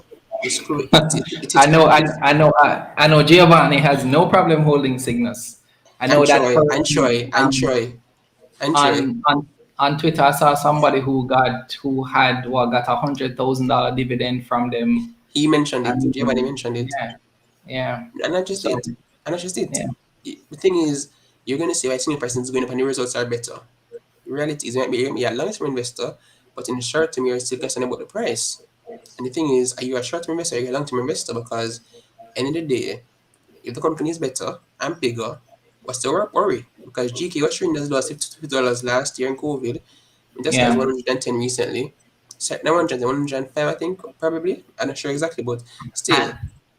And that's the thing that some persons miss, right? Because it's almost like stock not doing anything, and then before you know it, 20, Boom. 30, 40%. Boom. Exactly. So And if you're not one of those persons who feel like you can time the market, invest based on solid information and just wait, right? I mean, that's a simple way to do it, especially if you're like me and Chike, who we don't have time to track the market every single day, right? So I mean, and as David said it as well, he doesn't track the market every day either, because if you have if you're looking at the market full time, that's different. You may be able to keep up with You're everything. not a day trader. You're not a day trader. It's not your job. So I Yeah. mean, Yeah, I got just No, you. and the just thing is, saying. I give an example we proven earlier. I said, hey, I don't actually need to, for example, be trying to say, oh, I said earlier, Pruning is mostly based on the JS because of that. In the same breath, especially with the current COVID environment, people are just not as optimistic, and they're seeing the results Yeah, aren't as quote unquote great or whatever. And the thing is, for me, as I said, what I do, I just know understand where Cygnus and Proven's pricing bands are, and I just trade between it. As I said, I got yeah, some Cygnus at IPO price at 11 cents US recently. I can sell and come out at a pretty good profit. yeah. And I can live for less than people, what, less than 2 months? And it's US dollar terms. And then I said, So, I don't need to be looking at the market every day. I just put in the yeah. order and just leave it and it gets filled. And that's so these are some of the things that we'll talk about in the class, right? Because, for example, if it is that you're investing in short term, for me it just makes sense. Once you've purchased, set your target price, leave it, because you may be watching it every day waiting to sell, and it gets, look at those persons who would have bought carb cement. If you had Definitely set, don't want that. if you bought at $100 and you had set your profit target at 140, the other day when it went to 150, that would have been filled. You show up, you see your money, you're good. But now if you left it waiting to try and time it, you're down to $80 today, and you would have had the opportunity to sell. So I mean, to me, the market can give every type of investor what they want. If you're short term, there are opportunities. If you're long term, there are opportunities. So I mean, that's what it comes down to. Akeem, I'm not going to engage that. Yes, that's why I'm I'm not smiling. touching that. Don't, That's why I'm I'm not don't, touching it. smiling. Not don't. Big touching up it. Not yourself, touching it. Akeem. That is Not truth. touching I it. don't care what nobody says. I don't care what no you. Yeah. I'm not touching it. I'm not touching it. But you know what? High five for that. High Um, five, Akeem. you Yes, know yeah. what? Tell me in the comments below what you think is best. So tell me, Akeem, I want you to write below the video, timing the market is better than timing the market. And those who agree, like it or comment below it and let me know. Because I want to do kind of You should like do a an poll. informal Should just do poll. a Yeah, poll and see what happens. yeah, yeah. So I mean, Funny. we're at the end now, guys. It's been 3 hours. This was a very, very good conversation for me. I hope you guys learned something. I only saw 40 likes and there are 60 persons here. So I mean, if you've been listening and if you found value, please take a moment to like the video. I'm not sure we're gonna keep this stream up because it's 3 hours. It's really long. I don't want. I mean, usually when the videos are this long, persons don't watch it. But we wanted to, as I said, do something for you because this Saturday we won't have our usual spaces on Twitter. So I thought this would be giving you back that time that we normally spend with you each week. If you haven't done so yet, sign up for our class. I posted a link earlier. We're gonna have the class on December 4th. We're gonna cover, quite a bit of content in that session. We're gonna give you a workbook as well, and we're actually gonna be giving away some prizes. We have a sponsor. I can't announce it yet, but you'll be getting a gift certificate to I mean, pretty much invest. So look forward to that. And thank you, David. Thank you, Dean. Thank you, Andrew. Thank you, Chike. Final words, 30 seconds. Is there anything that you want to say before we close? Well, for me, I would just say, hey, do your research. Hey, Kai, big up to you and others, and just, do what's best for you. Because really and truly, you can say that a stock should go up. It can go up, but at the same time, if you can swing trade it and just build your position further by using new money, go for it. And honestly, look at reinvesting your dividends, and if the company is within your comfort zone, then just be comfortable. Yeah. I'm going to echo this. I'm definitely gonna try and do that to put the chapters for the video. And yeah, so you guys say I should leave up the video or pull it down? No, leave it, man. Leave it up. Leave it. All right, cool. Leave it and All right. timestamp it. So Timestamp it. so next Tuesday will be our entrepreneurship series. No, next Thursday we're doing the separate review. I promised that was the last poll. Then after that we're doing Jamaica broilers, so you can stay tuned for those. And yeah, on Tuesdays we have our entrepreneurship series. So if you're an entrepreneur, you want to join and check out those videos. And all right, I'll make you guys a deal. If we can get 100 likes on the video by the end of tomorrow, I'll leave it up. I think that's reasonable. So if we get 100 likes, I'll leave it up. If not, then I take it down. All right. All right. So David, David said what he was saying. I'm still here. You had anything that you want to say in closing? I'm going to echo what is said by Gordon Swibby. For all of us as investors, because David already said the part of do your homework, ignore the noise, focus and execute. So don't get caught up in the hype. Do your own, be convicted about why you are buying the particular company, the particular security, and not because somebody spoke about it. Yeah, so yeah. So I agree with you both. What I would say is that there can be a lot of noise in the finance space, a lot of groups, a lot of people with things to say. One of the most powerful things for me as an investor was figuring out my own strategy. And when I say my own, it's easy to try and copy somebody else's strategy, but build your own, because everything is unique to you. Your capital, your circumstance, your lifestyle. So you want to invest according to that, right? Or capital is not the same. You might have more money than me, right? So you would invest in a different way. So don't let be careful of the things that you're allowed to shape your investment strategy, and try to control your emotions as well, right? Don't panic buy or sell, because sometimes you can panic buy. So just kind of manage that stuff. We're gonna cover all of that in our free class. So yeah, I look forward to seeing you there. But we should be having at least 3 or 4 more meetings until the class. So I'll definitely see you in the next one.